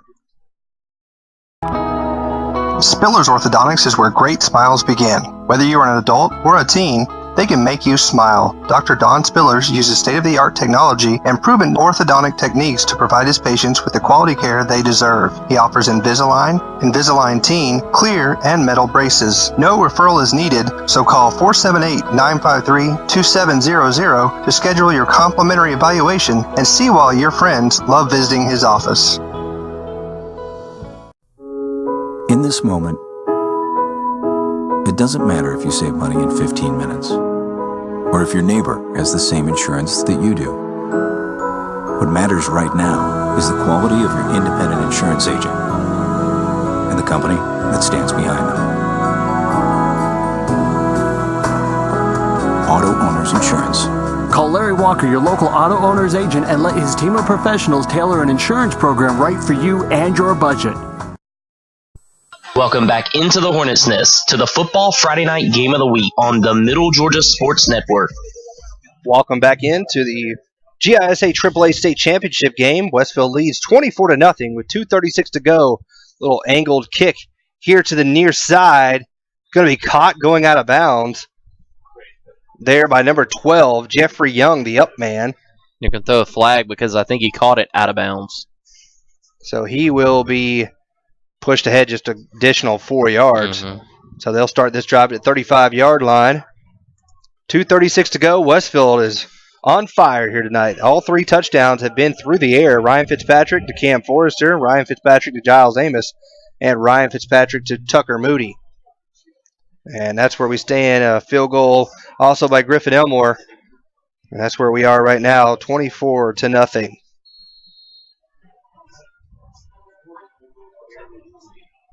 Westfield going for that second straight state championship.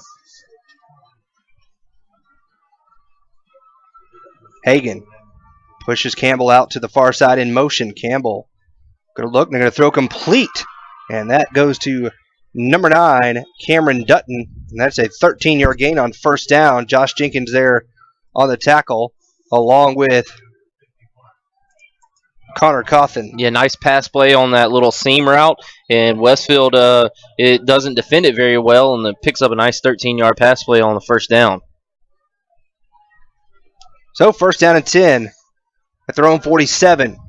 Hagan is going to step up, and he's going to be sacked behind the line. One-handed sack over there by Walker Davison, and that is a loss of 4 yards on first down. Davison coming up with the sack for Westfield.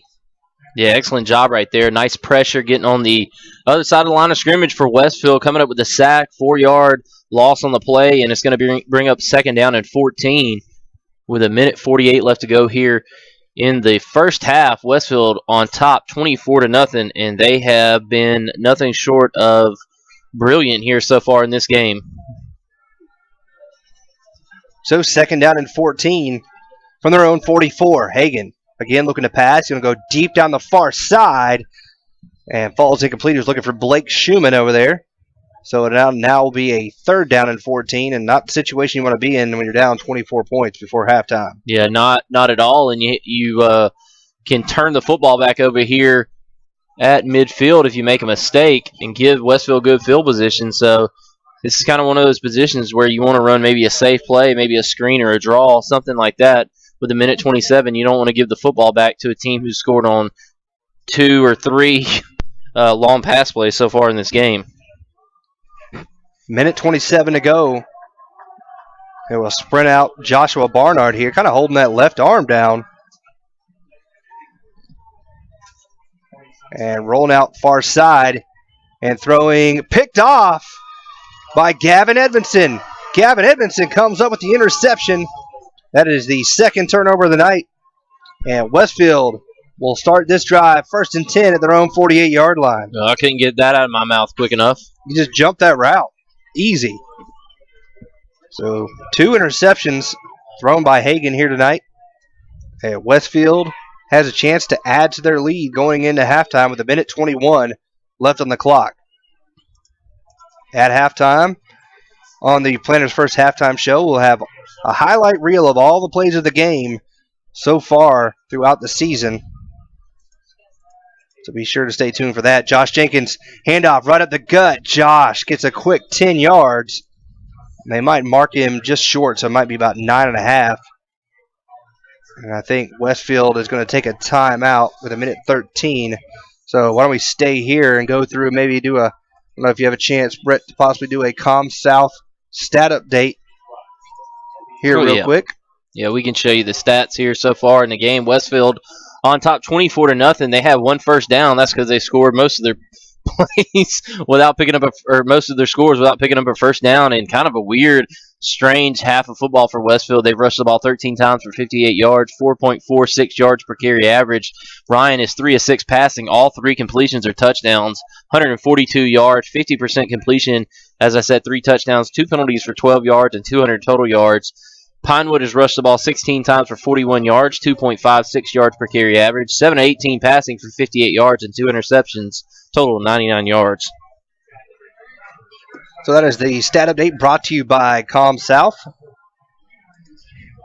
Tried that kudzu package. Pretty good deal. Both of us have it at our houses and can't go wrong with it. Second down and 11 for Westfield. They put Tanner Westbrook in motion. Ryan, little screen pass thrown out here to Giles Amos. He's got some blockers. Giles lowers his shoulder and drags defenders inside to 35, down to the 33. That is enough for a first down, and that is a pickup of 10 yards on the reception. Yeah, great job right there. Nice design play, and Giles picks up a 10-yard first down right there and going to move the chains with 1:06 left to go here. And Westfield trying to get at least in field goal range to bump that lead out a little bit more. So far, it's 24-0, under a minute to go in the half. So they'll fake the handoff. They're going to roll Ryan out far side. Ryan throws across his body, and that is going to be almost caught. I don't know how there's not a flag.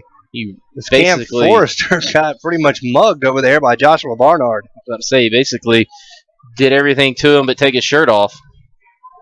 Cam, the pass actually hit off of Barnard's helmet as Cam was trying to come back through him to get the football.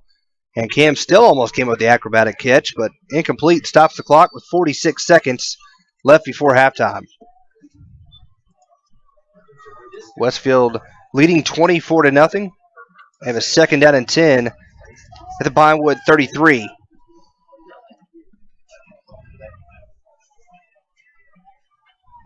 Ryan's going to have 2 wide receivers out to the far side. He's got Giles and Tucker Moody.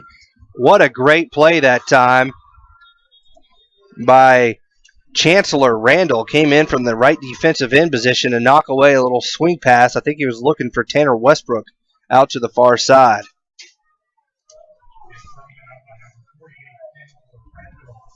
Yeah, just nothing going there. The defensive end saw that the whole way, stuck his paw out and knocked it down to the ground. Now it's going to bring up a 3rd down and long to go from the Pinewood 33-yard line.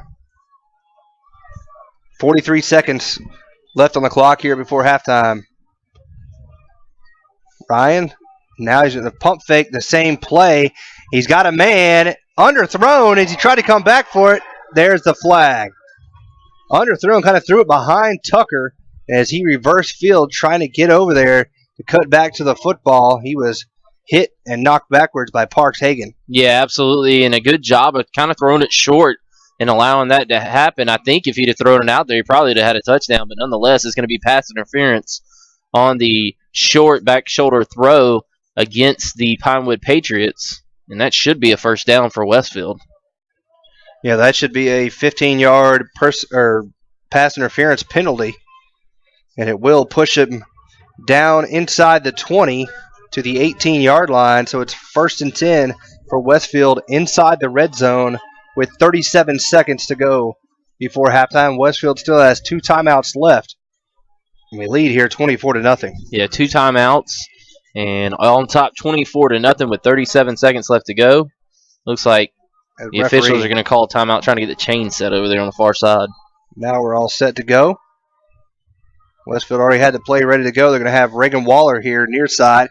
Giles spread out to the far side. The one wingback is Tanner Westbrook.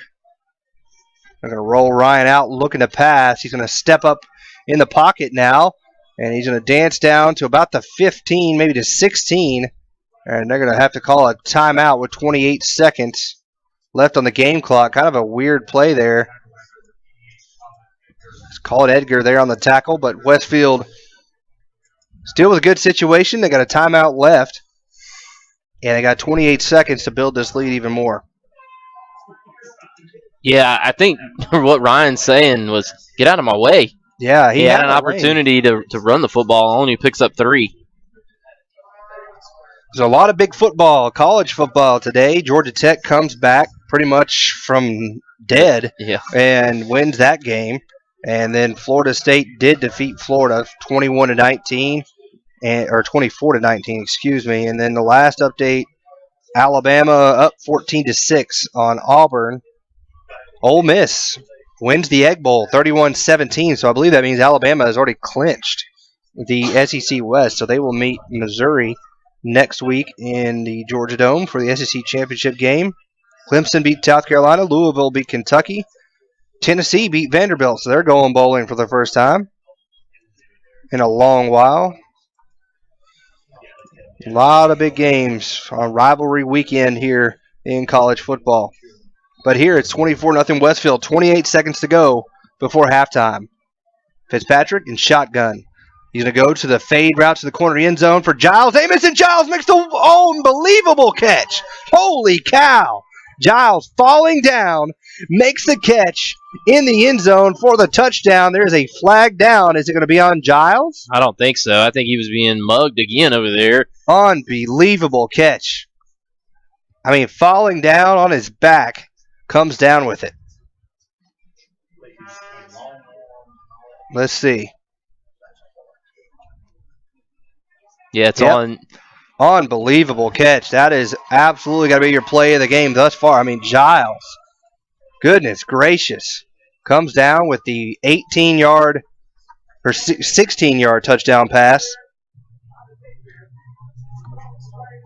18. No, Ryan had run it 2 yards in. Yeah, they were at the 18-yard line. Pretty positive. Okay. 16-yard touchdown pass, and Westfield now up 30-0.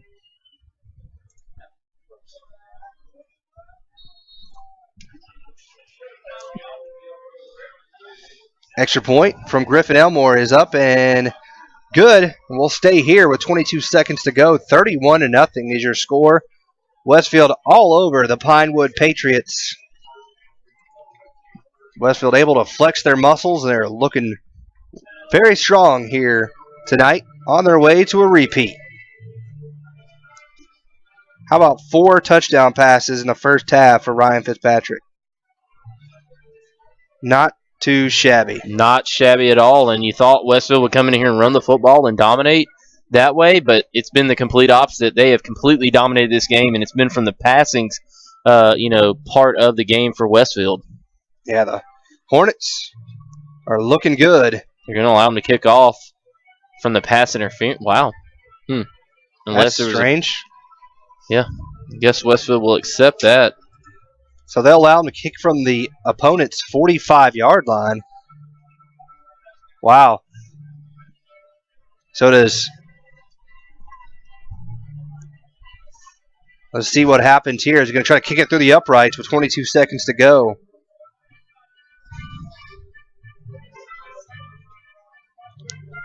Some of the worst stadium music I've ever heard. Very odd, that is for sure. So Robert Myatt will kick it off, and he'll just boom it straight through the back of the end zone for the touchback. And Pinewood will start this drive 1st and 10 at their own 20-yard line, and they trail 31-0 here in this GISA AAA State Championship game. Yeah, what an explosion of offense here in the first half for Westfield. They have been outstanding, and the defense have been equally impressive as they have forced 2 turnovers already on the night, and they have just been outstanding. Hornets looking very good. Brinley Hagan will line up in the shotgun position and hand it off to Preston Campbell. Campbell will be brought down from behind by Ben Murphy after a gain of 4. And I think that is going to do it on the first half. And it will. So after one half of play here in the GISA AAA State Championship game, it's the Westfield Hornets 31 and the Pinewood Patriots nothing. Stay tuned to the Planners First halftime show right after this on the Middle Georgia Sports Network.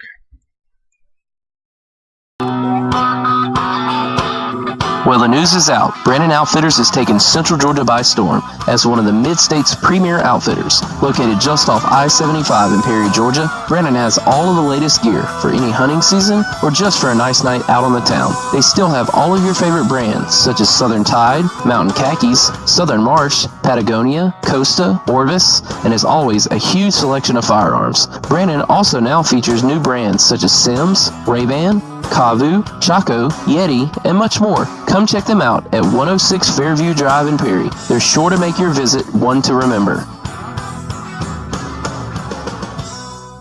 Once installed, you can't stop it from spreading. Introducing Kudzu from ComSouth, entertainment, media, and communications throughout the entire home from room to room. The ComSouth Kudzu whole home DVR allows you to connect up to 5 TVs, and with the high-speed media gateway, digital cable, HD TV, high-speed internet, and telephone services will spread throughout your house like Kudzu 2. Stop by and learn more at any ComSouth location in Cochran, Hawkinsville, Perry, and Fort Valley, or go to comsouth.net. C.W. Williams is the premier home builder in Houston County, with established communities in Perry, Bonaire, Centerville, and Warner Robins. C.W. Williams Homes offers you a chance to build a customized home of your dreams. There are multiple floor plans available, ranging from a minimum of 1,000 square feet to over 3,000 square feet. Log on to cwwilliamshomes.com or give them a call at 478-922-2207 to check their list of plans, communities, and financing options today. C.W. Williams Homes. Let us build the home of your dreams. Set your own banking hours with Planners First Online Banking. Planners First Online Banking allows you to connect and access your bank accounts 24/7. For those that are always on the go, you can check your balances, pay your bills, transfer funds anytime and anywhere you have internet access. Let Planners First Online Banking make your life a little easier. Planners First, a legacy of excellence since 1896. Member FDIC and equal housing lender. Now back to Kenny and Brett with the Middle Georgia Sports Network's halftime show, presented by Planners First.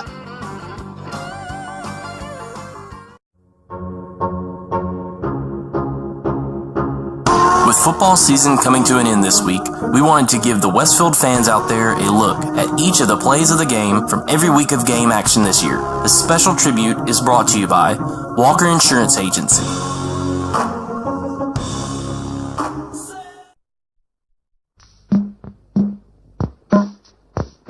Got Derek Downs down on the sideline doing his thing, and upstairs, Tim Thompson in control of the camera. I want to thank everybody for tuning in here, and again, thank all our sponsors, Brennan Outfitters, Spillers Orthodontics, Hamby Chevrolet, ComSouth, Planners First, Bill and Laura Amos, Moody Law, Walker Insurance, Sonic, C.W. Williams, and David Reagan Ford. So on the kick will be Cleve Bass for the Southland Raiders. And back deep to receive for Westfield will be Reagan Waller and Westbrook. They will await the kick just inside their 10-yard line. As sounds like we're at the World Cup here with all those vuvuzelas all around, or whatever they call those things there in Brazil. Almost set though. Good atmosphere here as the fans are riled up and ready to go. Ready to get this 2014 football season underway. And here we go. We're underway from the Hornets' nest. Reagan Waller takes the ball at his own 8-yard line. Follows his blockers, come up across 15, 20, breaks on the outside 30, 35, 40. One man to beat, across the 50 now. 40, 30. He's still on his feet, and he's going to go for the touchdown. Reagan Waller. Touchdown. Hornets. Well, you couldn't have started that off any better than that. Reagan Waller showing the speed, doing a great job right there. And I tell you what a great job of tight walking the sidelines. Wow. As he was just able to. With 7:17 left to go in the fourth. They're going to throw, and it's going to be picked up by Reagan Waller. Reagan Waller is going to go. He's at the 20, 15, 10, 5. Touchdown, Reagan Waller. Wow, what a play right there for Reagan Waller. I don't know who this crazy guy is up here in this press box. Oh, man, I tell you, I about broke my finger. Go eat it Sonic tonight. Reagan Waller. What a play. Just took that interception return, 55 yards for the score. Reagan Waller does it again. Well,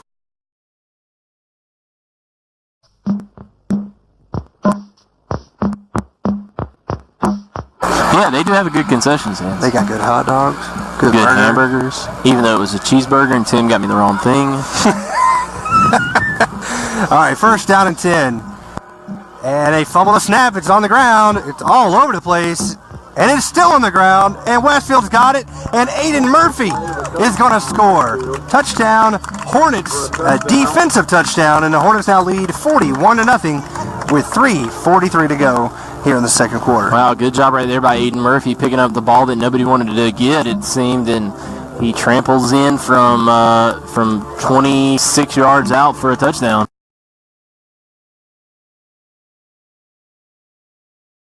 First, a legacy of excellence since 1896. Member FDIC and equal housing lender. And now, back to the gridiron with Kenny and Brett on the Middle Georgia Sports Network.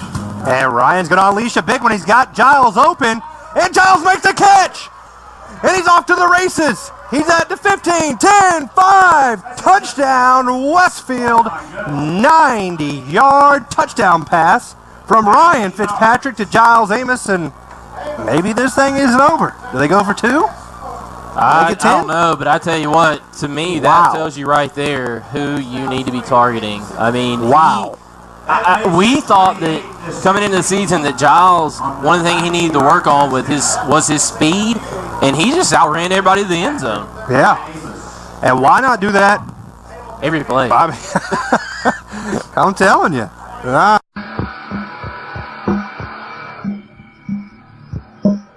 All the way back to about the 44.5-yard line on their own side. 6:20 left to go here in the first half. Yeah, that's a backbreaker there as you started getting a little bit of momentum at the Gators and moving the ball, and then a penalty like that. Those are the type of things that you can't do against a superior team like Westfield. Olive looking to pass. He's going wide out in the flat, and it's picked off by Gavin Edmondson.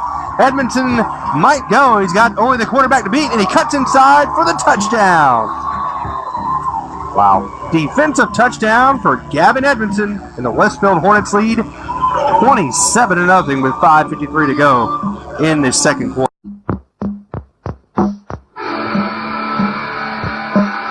Gonna have to realize, hey, we got a ball game here, guys. We got to start playing some football. Yeah, absolutely, especially in the pass game. I don't know how much luck they're going to have running the football on Westfield, but definitely in the pass game. So Josh Woods fakes the handoff. He's rolling out here near side. He throws back over the middle of the field, and it's tipped and picked off. Reagan Waller's got it, and Reagan's coming down the near sideline.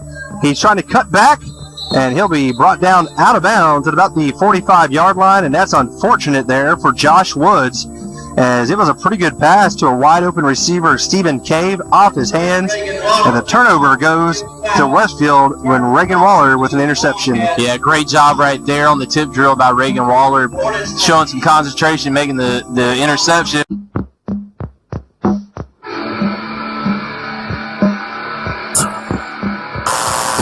And now, back to the gridiron with Kenny and Brett on the Middle Georgia Sports Network. Oh, boy, what a pick that was by Cam Forrester. He read that one the whole way as they tried a little swing pass out the corner or to the running back, Palmer Clark. And Cam just stepped in front like it was a 10 for him. But if you do, scores a touchdown. 36-yard score. Cam Forrester. Well, I can tell you what my play of the game is going to be. I know, if only we hadn't come out of the break right there. And Sunday, Walmart will open more checkout lanes than ever before. More checkout lanes, more ways to Christmas joy. To tune in to the Brennan Outfitters pregame show at 7:10, followed by kickoff at 7:30, and then Westfield will return home for their final game, home game of the regular season against Augusta Prep to close out that schedule there on homecoming. But this is the game right here everybody's wanting to know about. As Westfield put a man in motion, they fake the pitch, and now Giles got a man wide open. It's Cam Forrester wide open, and Cam is going to go in for the touchdown. What a great play. A little pop pass out to the tight end, and 58 yards later, touchdown Westfield. Wow, what a beautiful, beautiful thing that was right there, and a 58.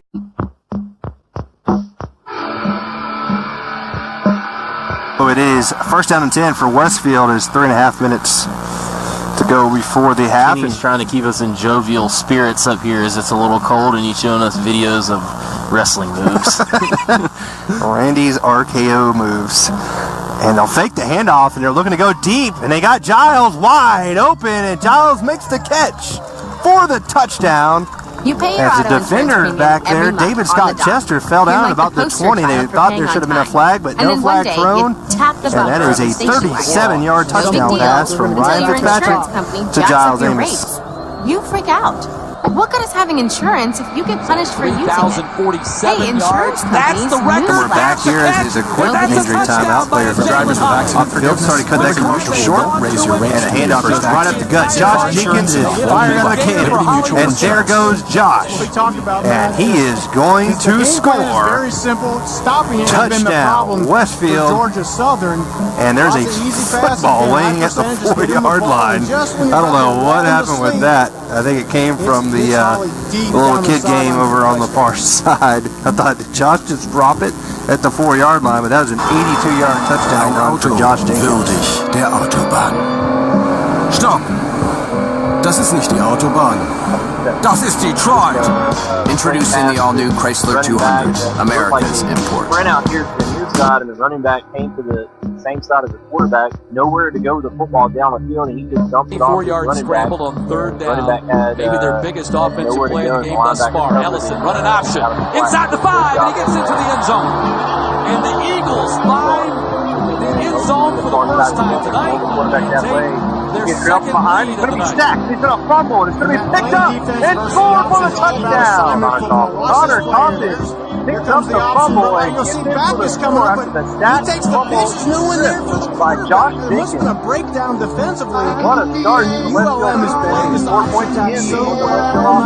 Has even stepped foot on the field. Great job right here. A loss of 6 on the play. Lesson number 1. Pregnant wives have late night cravings. The ice cream, please. Lesson number 2. Make sure you get her ice cream in a cup with a lid. That's why you want accident forgiveness from Allstate. It keeps your rates from going up just because of an accident. We'll see if they're going to try Plus, when you field switch goal today, you here, can and they save up are. to 10% more on your auto As policy. it looks like just a few more ways. Send Good on hands are Griffin doing more Elmore than ever from, before. that's going to Talk be to a local about Allstate agent today. 35 yards. Yeah, 34, 35 yards. Top of your screen. Ellison's looking his way. On the whole, Ellison's in Tanner trouble. Westbrook. It'll be And he 35 gets yard away field from the goal quarterback from the sack, right and he's on hash. move. Ellison's got a 5.3 first down, got a great block in the open field. remaining here in the half. Westfield on top 7-3, hoping to make it a touchdown lead And I believe it was going into halftime. Johnson who threw a Better hurry. block downfield for the Eagles. Matt, just when things were starting to That's look good. grim, Hold it good. Kick is up. Line drive kick. Play by Kevin Nelson. Look, he is dead to It's right. good. Drops it just over the crossbar. 34 is 35-yard field goal from Griffin Elmore, and builds the lead to 10-3 with 0.8 seconds to go before halftime. That's huge.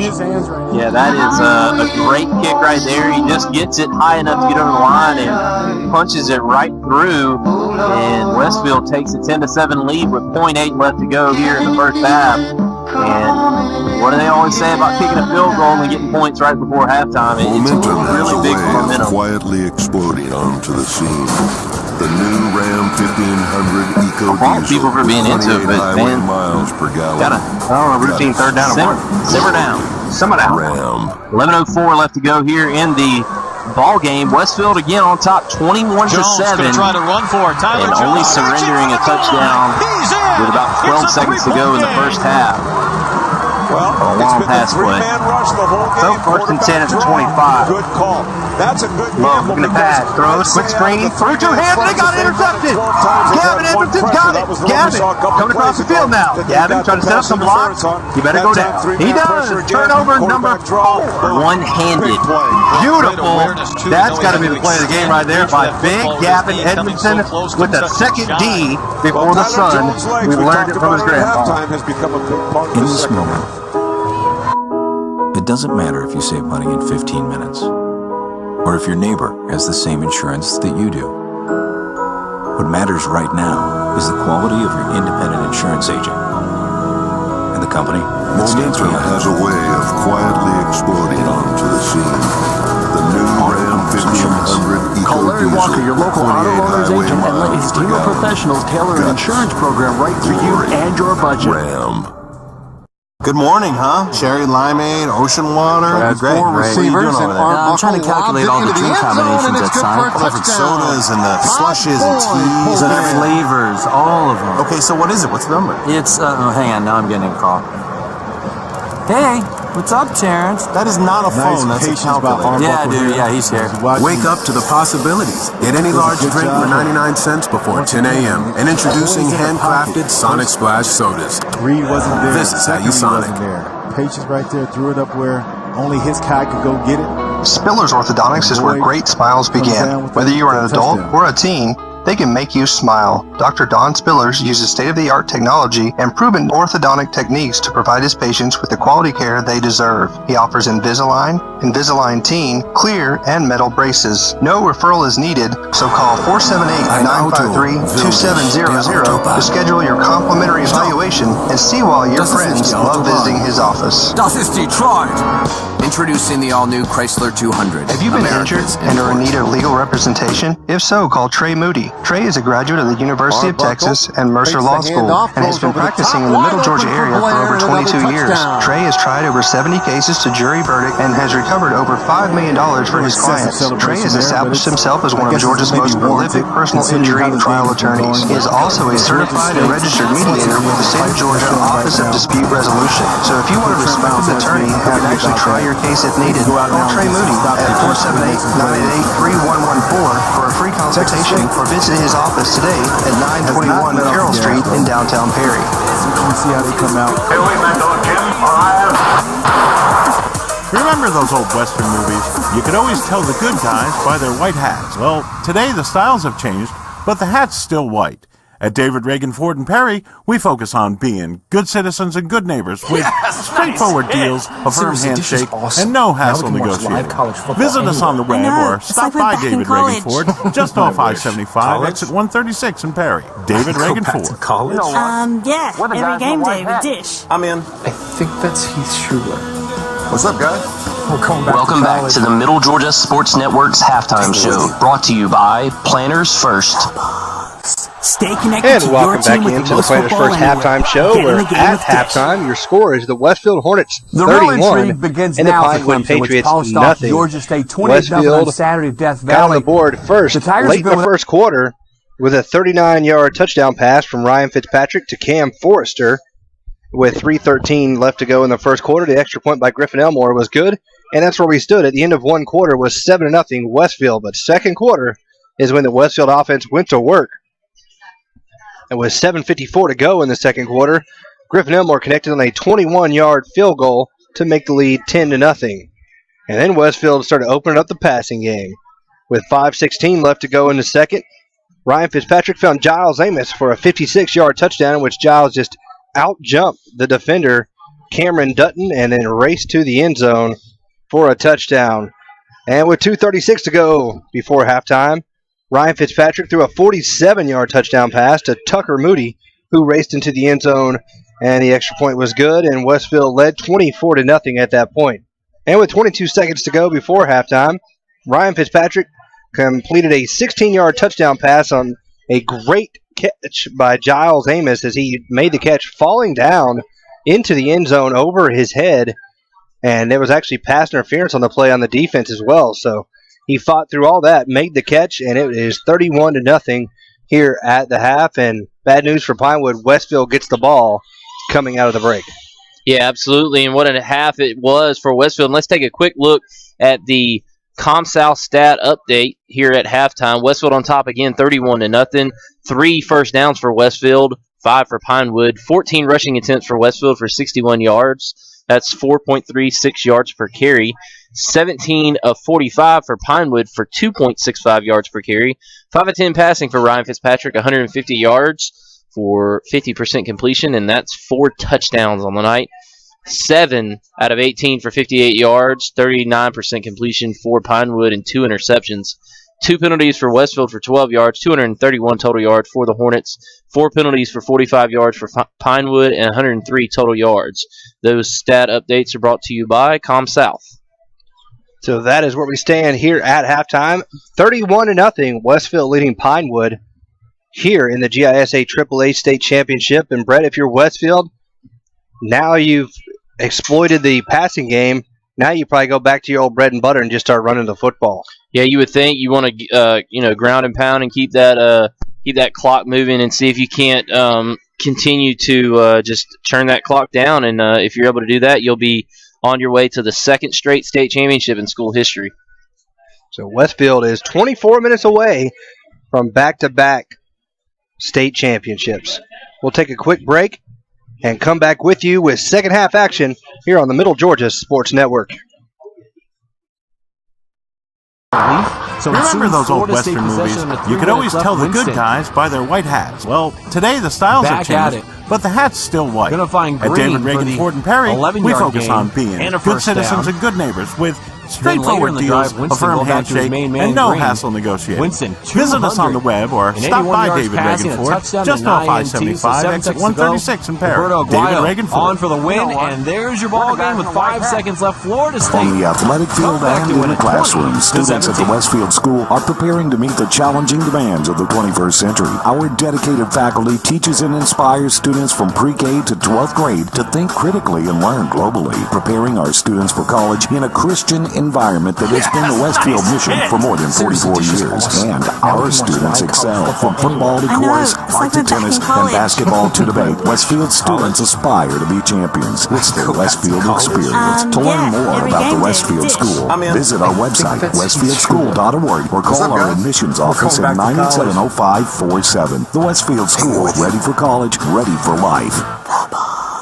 Stay connected to your team with the most football anywhere. I'm with Kenny and Brett on the Middle Georgia Sports Network. And welcome back here to the Planners First Halftime Show. We're going to wrap up the Planners First Halftime Show and get ready for second half action here at Mercer University at Anderson Field as the Westfield Hornets lead 31-0 here at halftime over the Pinewood Patriots, almost set for third quarter action. And it was a exciting first half for the Westfield Hornets. 4 passing touchdowns from Ryan Fitzpatrick. Amazing. Yeah, absolutely, and he just continues to add to the total this year as he has not thrown very many interceptions, and he continues to be very accurate and throw the ball on the money, especially on the deep routes. Yeah, Ryan has been extremely accurate here tonight, and then you also got the help of having big number 12 in there, who's caught 2 of the touchdown passes. Quite a first half there for Giles Amos. He had 4 tackles and an interception on defense to go along with 2 catches for 2 touchdowns there in the first half on offense. So all-around good game. He's also punted the ball pretty well as well and done a couple good jobs on punt returns. So Giles has been the early front runner for our Sonic offensive player of the game and defensive player of the game thus far as well. But would expect nothing less from Giles. Yeah, he's been a great player for Westfield the past 2 seasons, and his height just allows him to do things that I'm quite frankly a lot of kids out there are not able to do. And that catch across the in the back corner of the end zone over there, being defended and held on the play, is just an example of that. And Westfield looks to continue their domination here tonight on this first drive of the second half. And they got a false start or something here on the opening kickoff of the second half. I'm not exactly sure what happened, but they blew the whistle, and we're going to have to re-kick. So they should be penalized 5 yards, I believe. Or maybe they just jumped the gun. Maybe the referee hadn't signaled yet to the kicker that he was ready to kick. Joshua Barnard is kicking off, so we'll do a redo here on the opening kickoff here of the second half. Tanner Westbrook and Reagan Waller back deep for the Hornets. A little antsy were the Patriots there on the opening kickoff here in the second half. So here we go again. Line drive kick taken by Tanner Westbrook at his own 10-yard line. Tanner comes up across the middle, breaks a tackle, and gets brought down at the 28-yard line, and that is where Westfield will start this drive. First down and 10, leading 31-0. Yeah, good field position for the Hornets here, and they come out on their own 28-yard line, and Westfield going to have a chance to extend their lead. So first down and 10 for the Hornets. Leading 31-0. Giles Amos spread out here near side. They put a man in motion, and they'll hand it off to Jenkins. Jenkins, big hole. Jenkins cuts back, now goes to the middle of the field, across the 40. 45, still on his feet. He'll be brought down out of bounds at the 46-yard line. And that is a big gainer there for Westfield. A gain of 22 plus 4, 26 yards for Josh Jenkins. That's his first big run play of the night. Yeah, just a great job right there of finding a lane to run through and kind of stopping and resetting his blocks up, and he did a great job of that. So first down and 10 now in Pinewood territory at the 46-yard line. Mr. Jimmy Beelan is pumped right now. With this score and Georgia Southern going on right now. Handoff goes Robert Myatt. Myatt right up the gut. Myatt breaking tackles. He fumbles. And gets it right back. I think. And it's picked up by Giles. Giles is going. They're going to mark him down. What? Holy cow. What a weird play. And Giles touches it across the goal line. They must have said that Robert was down, and then he fumbled it again. I don't know. That was crazy. Very weird. So that was a first down run. Of about 18, almost 20 yards. Yeah, Robert fumbled it forward, appeared to bounce right back to him, and then somehow Giles came out with it, and he returned it for a touchdown, but they're going to say that Robert was down when he recovered it the first time at the 28. Yeah, I'm going to mark that 18. It looks like they brought it back a couple of yards on the play. So first down and 10 at the Pinewood 28. Fake handoff goes. Ryan's going to keep it. Ryan's going to go up the gut. Ryan inside the 10 down to the 6-yard line. I'm going to mark him at the 7. So that is a 22-yard gain there for Ryan Fitzpatrick. And Westfield eating up chunks of yardage here on the ground here to start this third quarter. Kenny's my saving grace on the addition of yardage. It's good as long as they don't cross the 50. Then I'm like, uh-oh. Yeah, it's hard to recoup. I'm doing 29 minus 7, 22. So pretty good with that. So first and goal for Westfield at the Pinewood 7-yard line. 10:59 to go here in this third quarter. Give it off to Jenkins. Jenkins dances into the end zone. Touchdown, Westfield. With 10:53 to go in this third quarter, it's 37-0 Westfield. Wow, just a great job of blocking right there for Westfield, and very impressed with them so far in this game. Yeah, Hornets are just dominating in every way you can imagine here tonight. They did the passing game in the first half, and here in the second half, it's been, on that one drive anyway, all on the ground.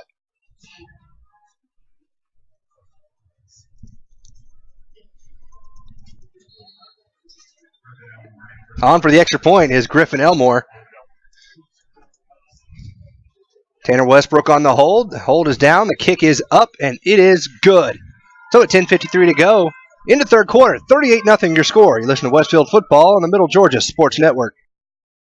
Second score of the game. Spillers Orthodontics is where great smiles begin. Whether you are an adult or a teen, they can make you smile. Dr. Don Spillers uses state-of-the-art technology and proven orthodontic techniques to provide his patients with the quality care they deserve. He offers Invisalign, Invisalign Teen, clear, and metal braces. No referral is needed, so call 478-953-2700 to schedule your complimentary evaluation and see why your friends love visiting his office. Yes, nice hit. Seriously, Dish is awesome. In this moment, Now we can watch live college football anywhere. I know. It's like we're back in college. I wish. Or if your neighbor has the same insurance that you Black have. Friday savings.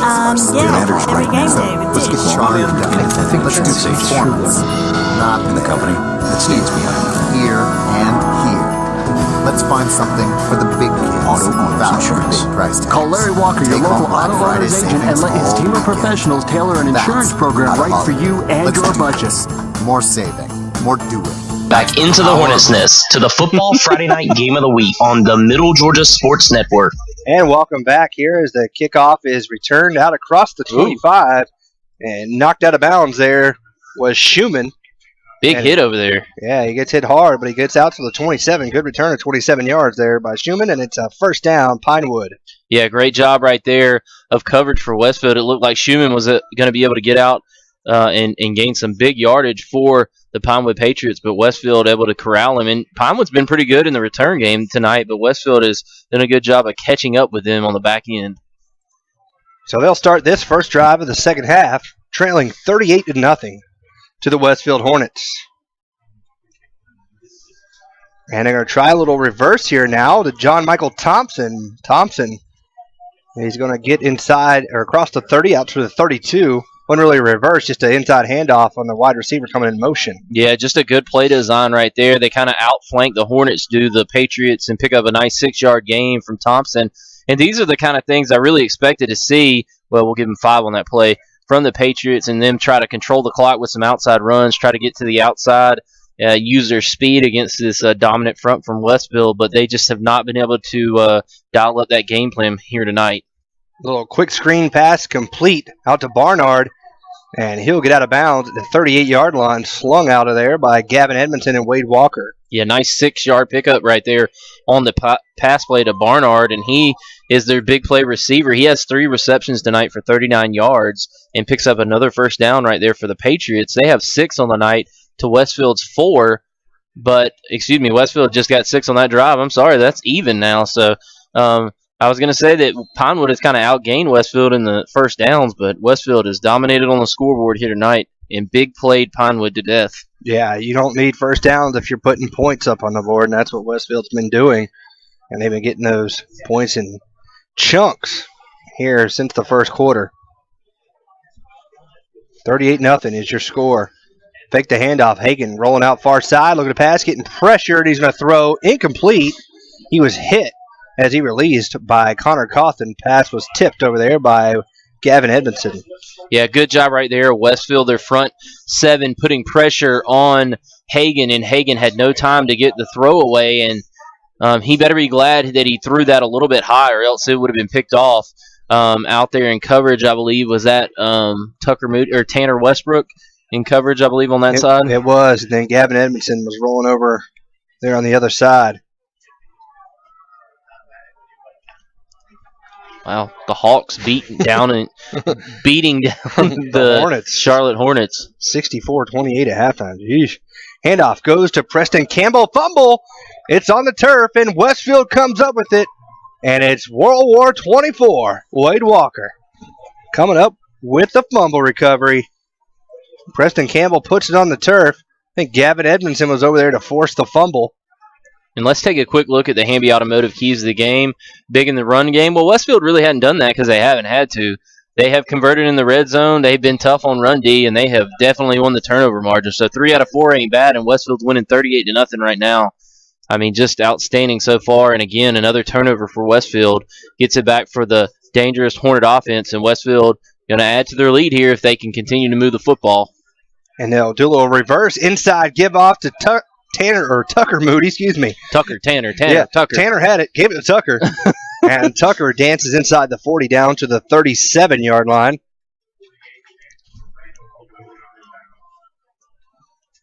So that is a gain of 6 yards on first down. And it'll be 2nd down and 4. 9:25 remaining here in this GISA AAA State Championship game. Was that Tucker or Tanner? Tanner touched it, then it went to Tucker. I'm going to call him Tanner Moody and Tucker Westbrook. Yep. And they switched numbers on us this year. Well, Tucker did. Yeah. Went with a 13. Handoff goes to Jenkins. Jenkins driving his legs, still going. Got enough for the first down as he gets close to the 30, to the 31-yard line. That is a pickup of 6 yards and a 1st down and 10 for the Westfield Hornets. He has 8 rushes tonight for 79 yards and a touchdown. So he has been the workhorse so far for Westfield. And another first down in the run game for the Hornets. Hornets are racking them up here in this second half. Didn't have but, one in the first half? Yep. 1 or 2. And so far in the game, Westfield's rushed the ball 20 times for 146 yards. So they've increased their yards per carry almost 3 yards here in the second half. Yeah, they don't want the clock to stop. They want to keep running.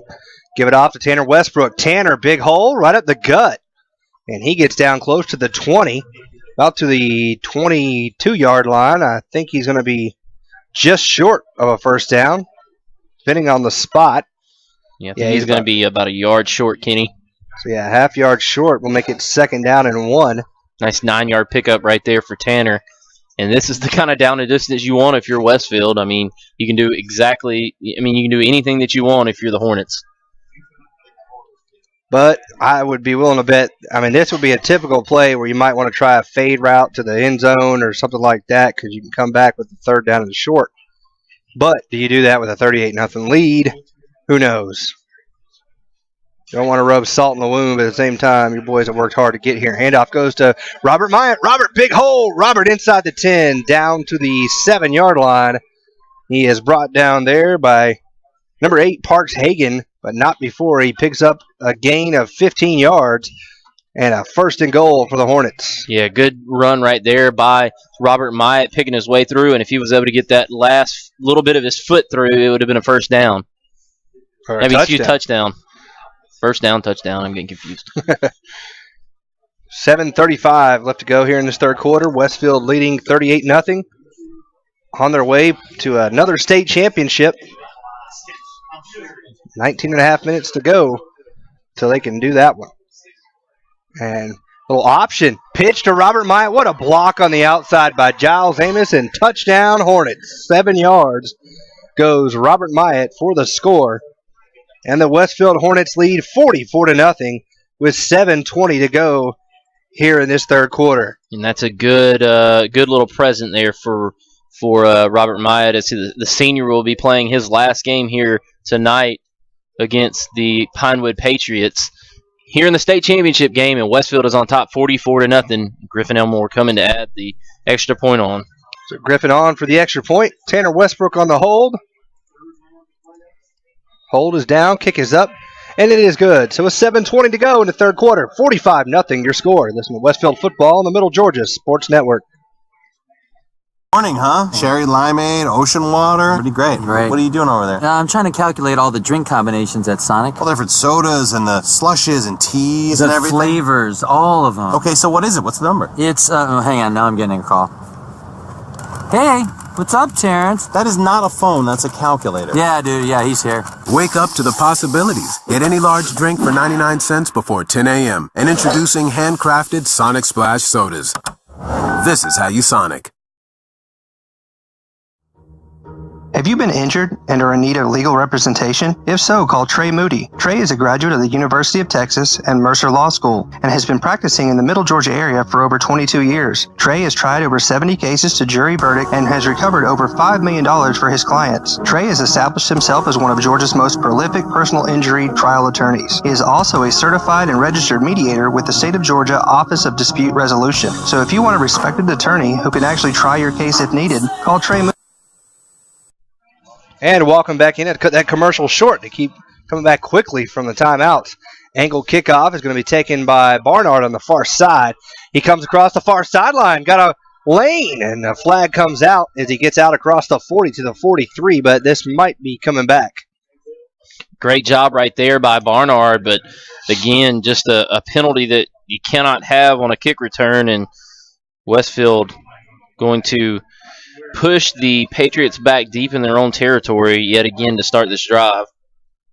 Again, it's 45-0 is your score here in the AAA State Championship game. 7:13 to go in the third quarter. And it was a hold on the receiving team, so that'll push them back 10 yards from the spot to the 21-yard line. And that is where they'll start this drive. 1st and 10, trailing by 45.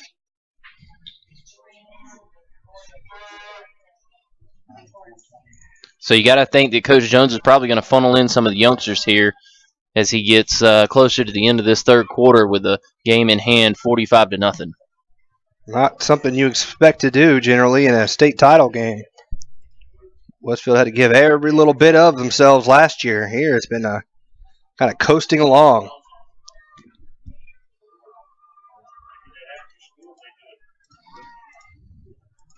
So Hagans fakes the handoff. He's looking to pass. Now he's being pressured. He's going to be flushed out of the pocket. And he's going to throw out of bounds. Incomplete. He just had to throw that one away. Good pressure over there from Ben Murphy for Westfield. He is now, 8 of 21 on the game for 64 yards and 2 interceptions. Not a good night thus far for Mr. Hagan. Brindley, the senior, playing his last game here for the Pinewood Patriots. There's another flag on the play. Yep, that's going to be a hole or intentional grounding. Wow. Must not have been a player in the area. But as long as you get it past the line of scrimmage, that and might you're not out be of the the pocket. might not be the same rule in good point. High school. We learned a high school rule last night. Apparently, in a Houston County game, if you kick it on a punt and it doesn't go back to the line of scrimmage, it's a live football for both squads, and that really hurt the Bears.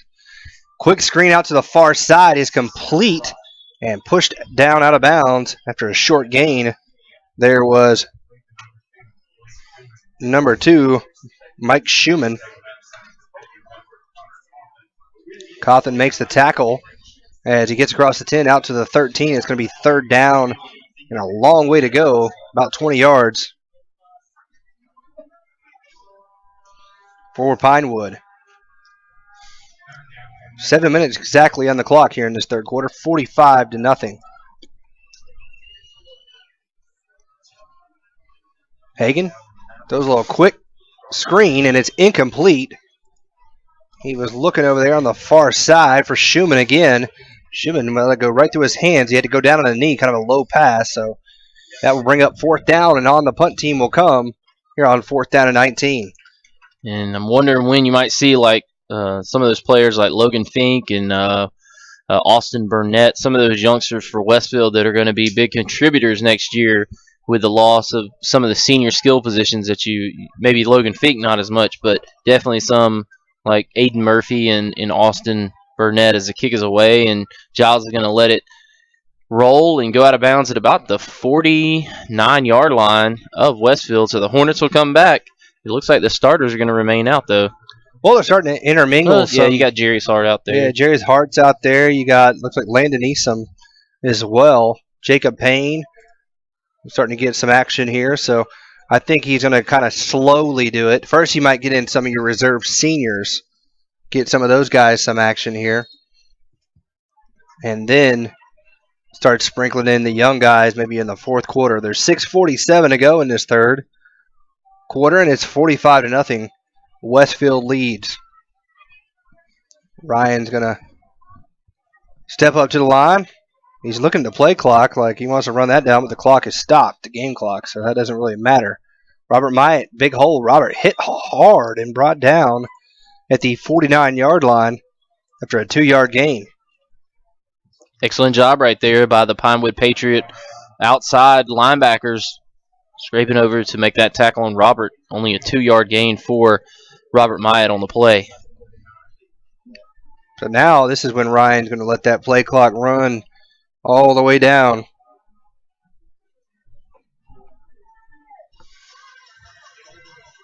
On 2nd down and 8. Ryan watches it there. He starts to move once it gets under 10.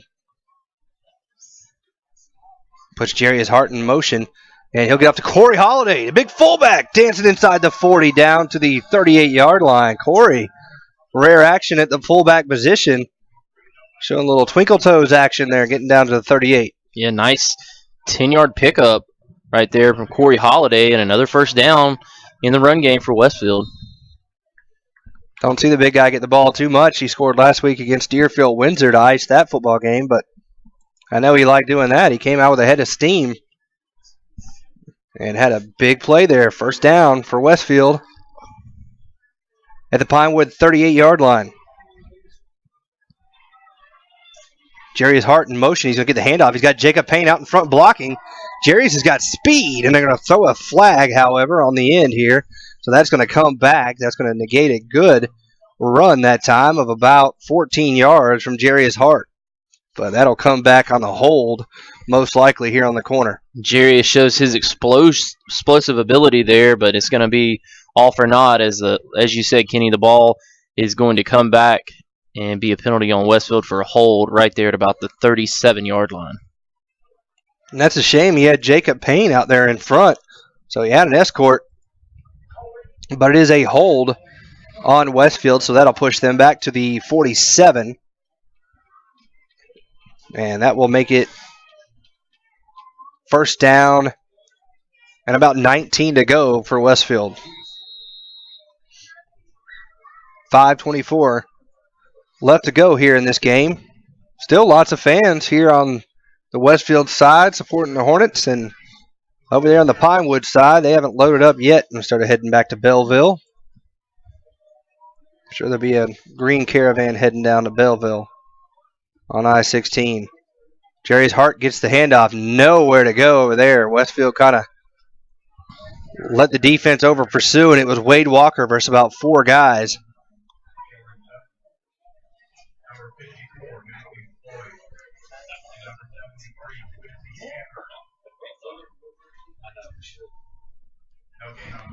So no gain brings up 2nd and 19.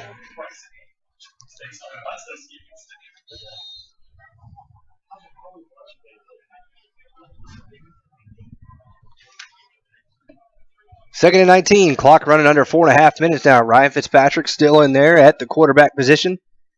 You got Tucker Moody, Jarius Hart at the wingbacks. Aiden Murphy is now in at fullback for Westfield. Put Tucker in motion. Tucker gets the handoff. Tucker following behind Jacob Payne. Tucker still on his feet, puts his hand down, and he gets down to about the 41.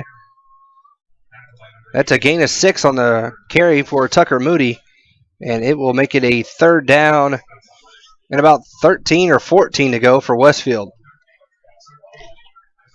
As the clock winds down underneath 4 minutes to go in the third quarter, again, Westfield on top.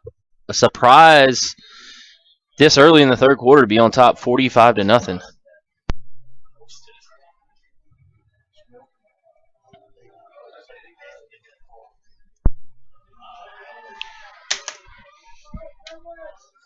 So 3rd down and 13. Ryan lets the clock run under 10 seconds, and he's going to pivot out and hand it off to Aiden Murphy. Aiden is going to get inside the 40 to the 36. That's a gain of 5, well short of the first down. It's 4th down and 7 yards to go for Westfield.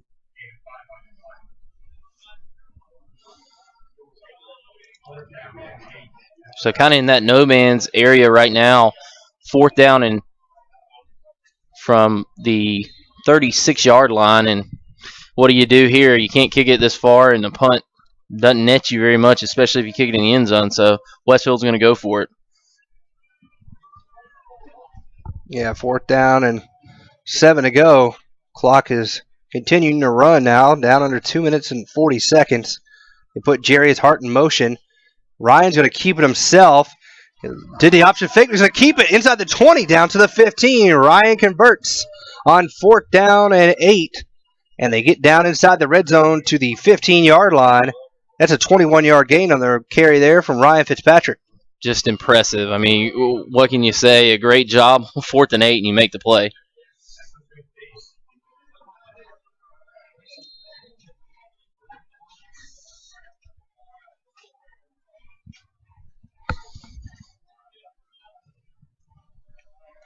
So 1st down and 10 at the Pinewood 15-yard line. Aiden Murphy in at fullback. We're at 2 minutes left to go. And they'll hand it off to Reagan Waller to the far side. Reagan slung down hard over there by Chancellor Randall. And no gain on the play from Reagan Waller.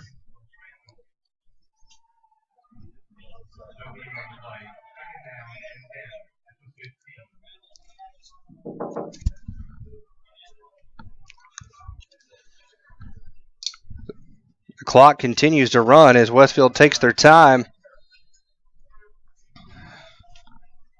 Here with 1:25 left to go in this third quarter. Westfield leads 45-0.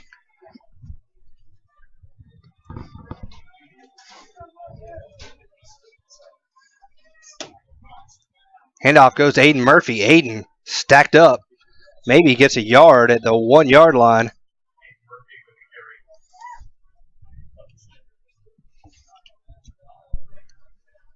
$55 seconds. We'll have all the final stats brought to you by ComSouth. Players of the game on offense and on defense and special teams, as well as the play of the game brought to you by Walker Insurance, all during the Bill and Laura Amos postgame show here on the Middle Georgia Sports Network. Ryan to the line now. He's got 7 seconds on the play clock. They pitch it off to Jerry's Hart. Jerry's inside the 10. He'll be slung around close to the first down. He gets out of bounds at about the 7. I think he's going to be short of the first down by about 2 yards. So it'll be 4th down and 2. Westfield will go for it here as the clock is stopped with 13 seconds left to go.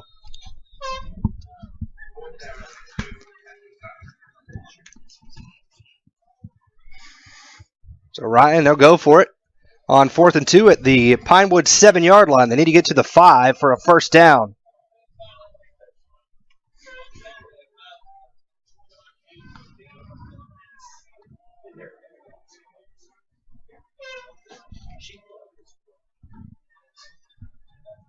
Ryan puts Reagan Waller in motion. Quarterback keeper right up the gut. Touchdown.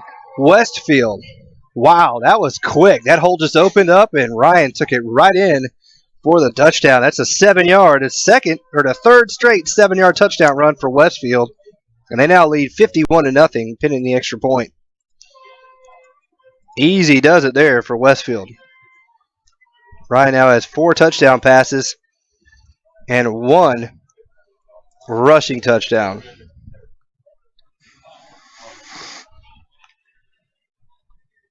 Tense moments up here. Brett anxiously watching Georgia Southern game coming down to the final seconds. Griffin Elmore on for the extra point. Kick is up, and it's good. 52-0 is your score with 9 seconds to go in the third quarter. We'll stay here as we wrap up this third quarter.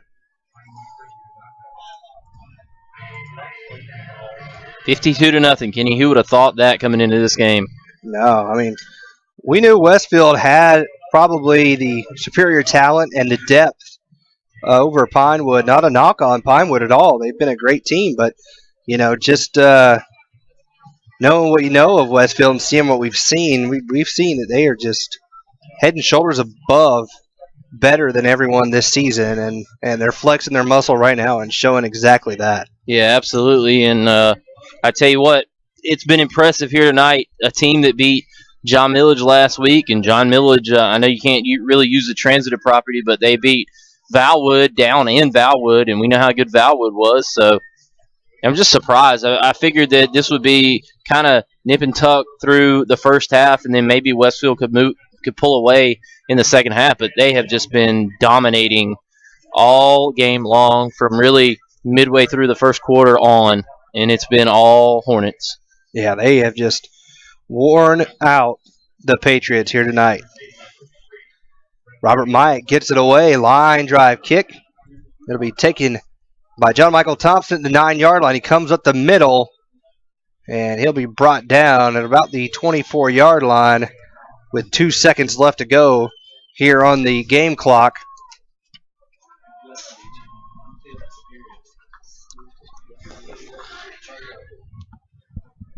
So Westfield will force Pinewood to start this drive at their own 25-yard line. And for all you Georgia Southern fans out there, just won the conference. They won the conference outright, and the fans are going nuts on the field there down in Statesboro. Our season tickets were vacant tonight. We're here watching Westfield win a state championship. So either way, we were going to watch this champion. We hoped. And the handoff goes to Campbell. Campbell across the right side. Pretty good game there, about 9 yards on first down. And that'll do it on the third quarter. So we'll go ahead and take a quick break.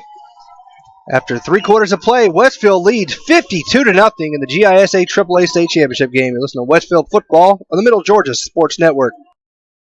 You can't stop it from spreading. Introducing Kudzu from ComSouth, entertainment, media, and communications throughout the entire home from room to room. The ComSouth Kudzu whole home DVR allows you to connect up to 5 TVs, and with the high-speed media gateway, digital cable, HD TV, high-speed internet, and telephone services will spread throughout your house like Kudzu 2. Stop by and learn more at any ComSouth location in Cochran, Hawkinsville, Perry, and Fort Valley, or go to comsouth.net.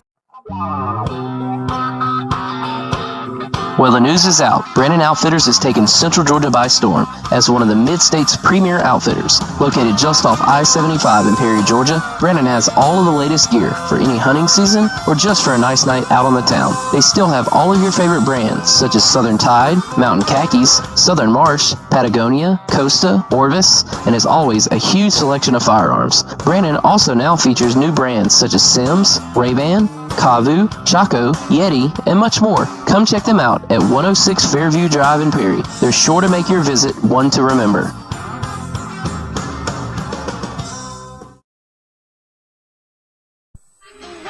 Welcome back into the Hornets' Nest to the Football Friday Night Game of the Week on the Middle Georgia Sports Network. Welcome back as we're set to start the fourth quarter here in this GISA AAA State Championship game. Westfield leads 52-0 over the Pinewood Patriots. And Pinewood has the ball second down and 1 at their own 34-yard line. Going to hand it off to Schuler. Schumann gets out to the 40.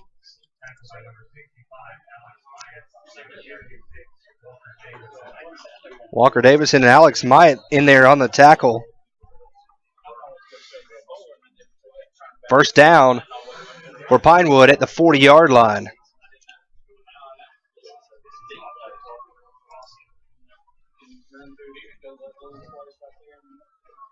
Handoff straight at the gut. Schumann across the 50, across the 45. He'll be spun down out of bounds by Austin Burnett at the 33-yard line. First down for Pinewood. That is a gain of 25 yards on the carry for Schumann. Yeah, great job right there by Schumann hitting the hole, and I'm just breathing a little easy as Georgia Southern just, as Kenny said, just clinched it, and whoo, a little nerve-wracking there.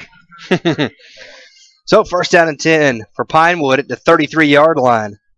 Hagan looking to pass, throws a little quick slant, complete. Aiden Murphy there on the tackle, along with Jarius Hart as the completion went there to number 10, Joshua Barnard. Yeah, Josh Barnard, their big play receiver, he has 4 receptions tonight for 51 yards. And, tough end of the scoreboard here tonight for the Pinewood Patriots. But I tell you what, you got to feel good for them because they made it this far. And Hagan scrambles out to his left. He's going to pick up another first down, it looks like. And he's going to be tackled out of bounds. It looks like he got close to the first down over there as he just kind of scrambled to his left side and found green grass over there open. Yeah, good run there by Hagan. And John Allen Snellgrove tracks him down, but not before he gets a first down. And this is the deepest that Pinewood has been able to penetrate into Westfield's field position. And Preston Campbell dives inside the 5 down to the 4-yard line. It's a gain of 7 yards on first down. It's second down and 3. They can get a first down to the 1.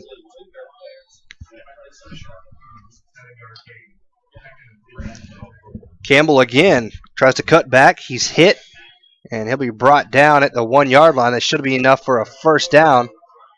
Walker Davison and Connor Cawthon there on the tackle. Yeah, gain of 3 right there and a good run by Campbell. And Westfield at this point is trying to prevent the shutout from going. But, man, I tell you what a scene there in Statesboro. And a scene here for the Westfield Hornets fans as they're going to win their second consecutive state championship in GISA. So first down and goal at the 1-yard line. Quarterback keeper and in for the score is Brinley Hagan from 1 yard out. So Pinewood gets on the board with 8:57 to go in the fourth quarter. It's crazy to see a kid that has -3 rushing yards has the only touchdown of the night, and it was a rush. Hagan gets in. Good for him, though. That'll be a memory he'll have. And are they going to go for 2? We'll wait. Yeah, I guess so. I think they had to bring in the kicking boot. They must do a flat toe shoe for Campbell, it looks like, is a kicker, number 20. Preston Campbell will kick it. Jake Woolard with the hold. Straight toe kick. Up and good. So with 8:57 to go, your score 52-7 Westfield. You're listening to Westfield Football on the Middle Georgia Sports Network. You can't stop it from spreading. Introducing Kudzu from ComSouth, entertainment, media, and communications throughout the entire home from room to room. The ComSouth Kudzu whole home DVR allows you to connect up to 5 TVs, and with the high-speed media gateway, digital cable, HD TV, high-speed internet, and telephone services will spread throughout your house like Kudzu 2. Stop by and learn more at any ComSouth location in Cochran, Hawkinsville, Perry, and Fort Valley, or go to comsouth.net. Well, the news is out. Brandon Outfitters has taken Central Georgia by storm as one of the Mid-State's premier outfitters. Located just off I-75 in Perry, Georgia, Brandon has all of the latest gear for any hunting season or just for a nice night out on the town. They still have all of your favorite brands such as Southern Tide, Mountain Khakis, Southern Marsh, Patagonia, Costa, Orvis, and as always, a huge selection of firearms. Brandon also now features new brands such as Sims, Ray-Ban, Kavu, Chaco, Yeti, and much more. Come check them out at 106 Fairview Drive in Perry. They're sure to make your visit one to remember.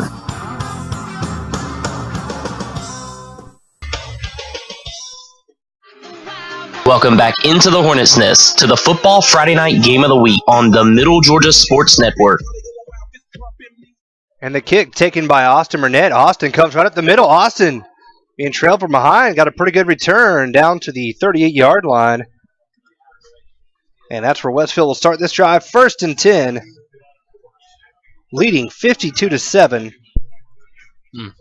With 8:38 to go, and the clock is running. So that kind of answers that question that we kind of wondered is, can the clock run like it normally does in a state championship game? And it will.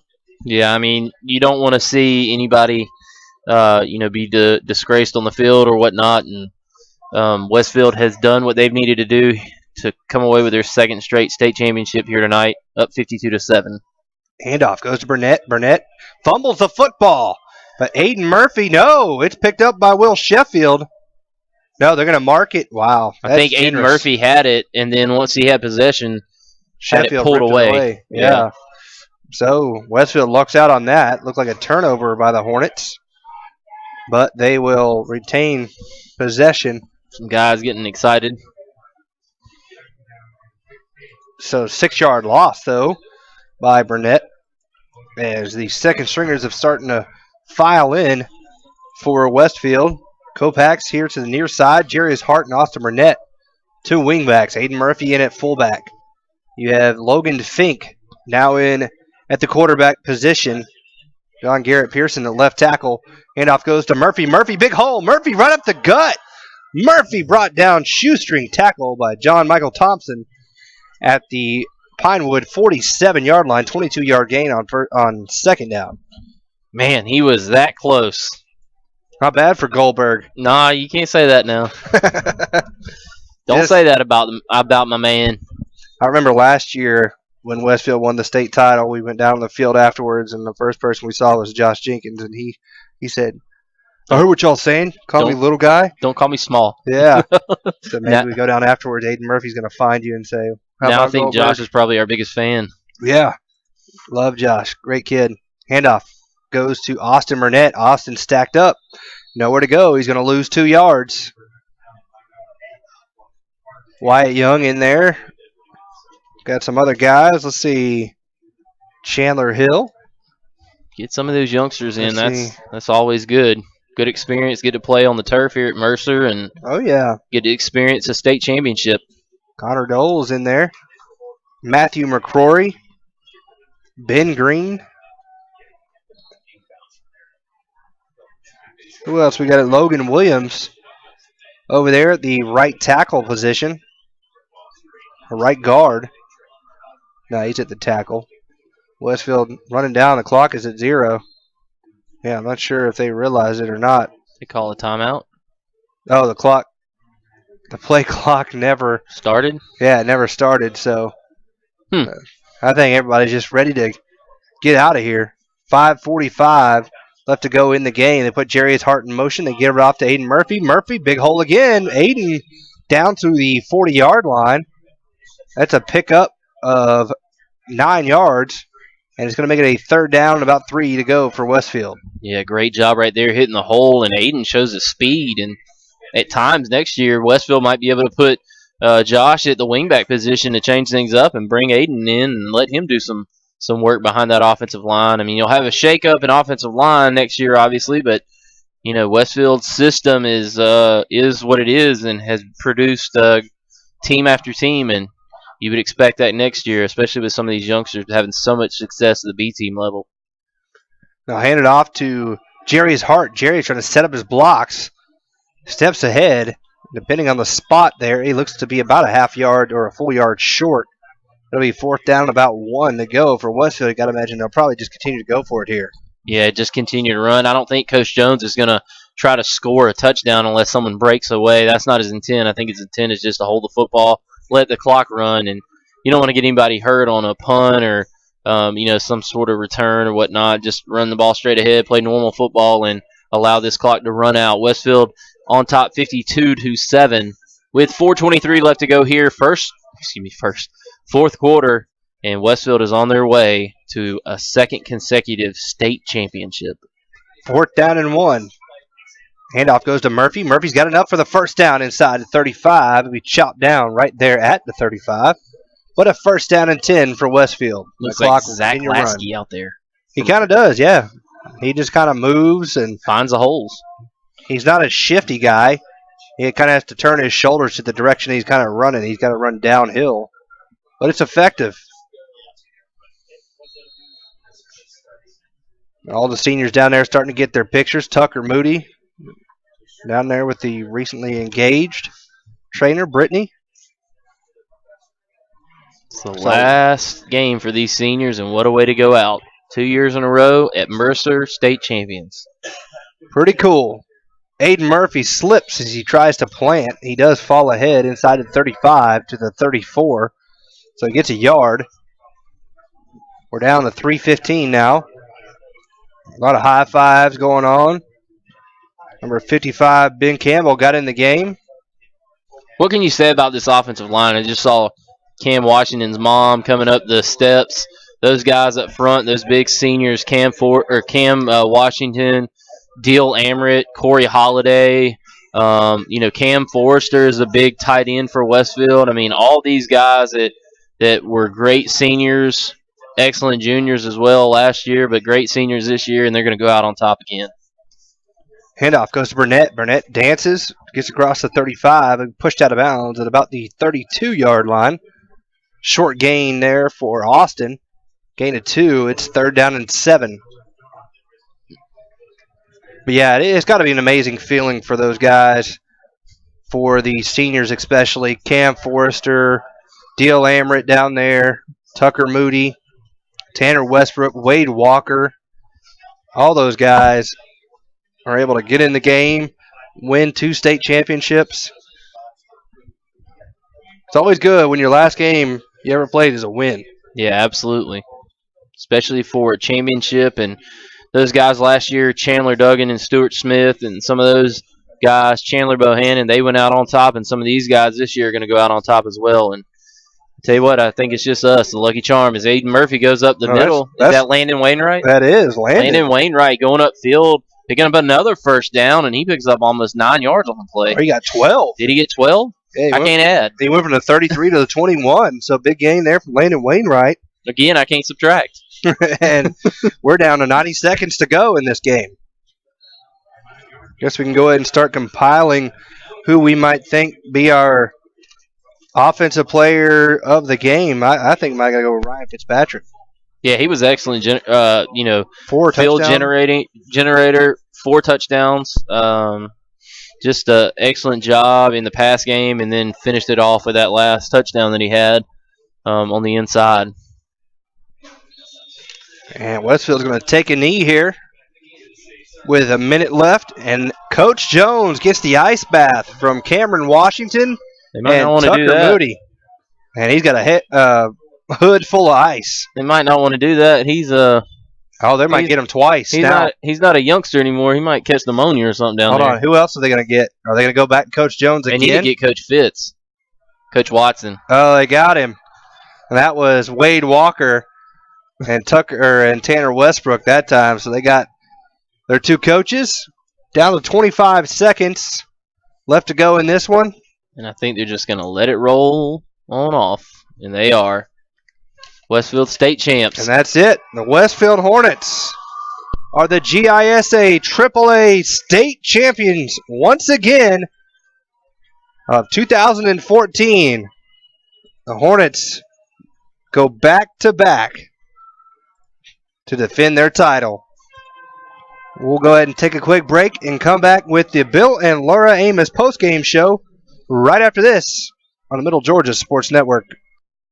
With football coming to an end, things will be heating up inside the Hornets' Nest gym as basketball season is upon us. The Middle Georgia Sports Network will be broadcasting all of the Westfield home games this season, starting with this coming up Tuesday, December 2nd, as the Hornets take on Tifteria. The Lady Hornets will tip at 6:30, with the boys' game immediately following, only on the Middle Georgia Sports Network.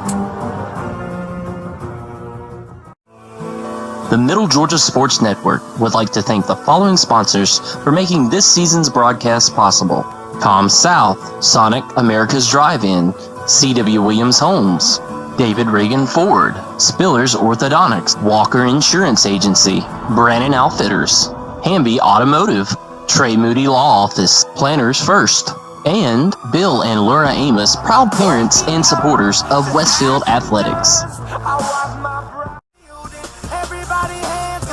With all of your game stats, impact players, and analysis of the game, welcome into the MidGASports.net postgame show, presented by Bill and Laura Amos, proud parents and Bill and Laura Athletics.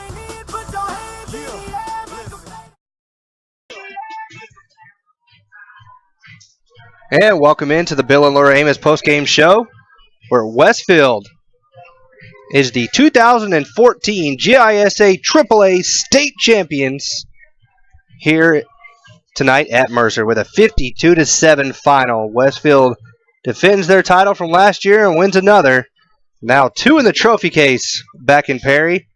And Westfield just dominated this game really from the late in the first quarter on and just handed it to the Pinewood Patriots. Yeah, absolutely, and it was just a utter domination. We thought that this would be the outcome, but maybe not in this fashion. We expected Westfield to really be able to win this game, but we thought that it would be close for a while, and then Westfield would use their depth and experience to pull away. But Westfield said, no, we're going to go ahead and put them away early and not allow them to stick around and have a chance at the end of the ball game, and that's exactly what the Hornets did. And you got to be impressed with the Hornets. You got to feel a little bad for Pinewood, the fact they traveled all the way up here, and they're going to have a year to kind of stew on this loss, this blowout, really. And but as these kids move on, Pinewood, a lot of those seniors and kids are going to realize what a great experience it is to play at a college stadium for the state championship. And even though they came out on the wrong end of the stick, it's just one of those things, and you got to cherish the experience and know that, hey, my team and my group of guys got here.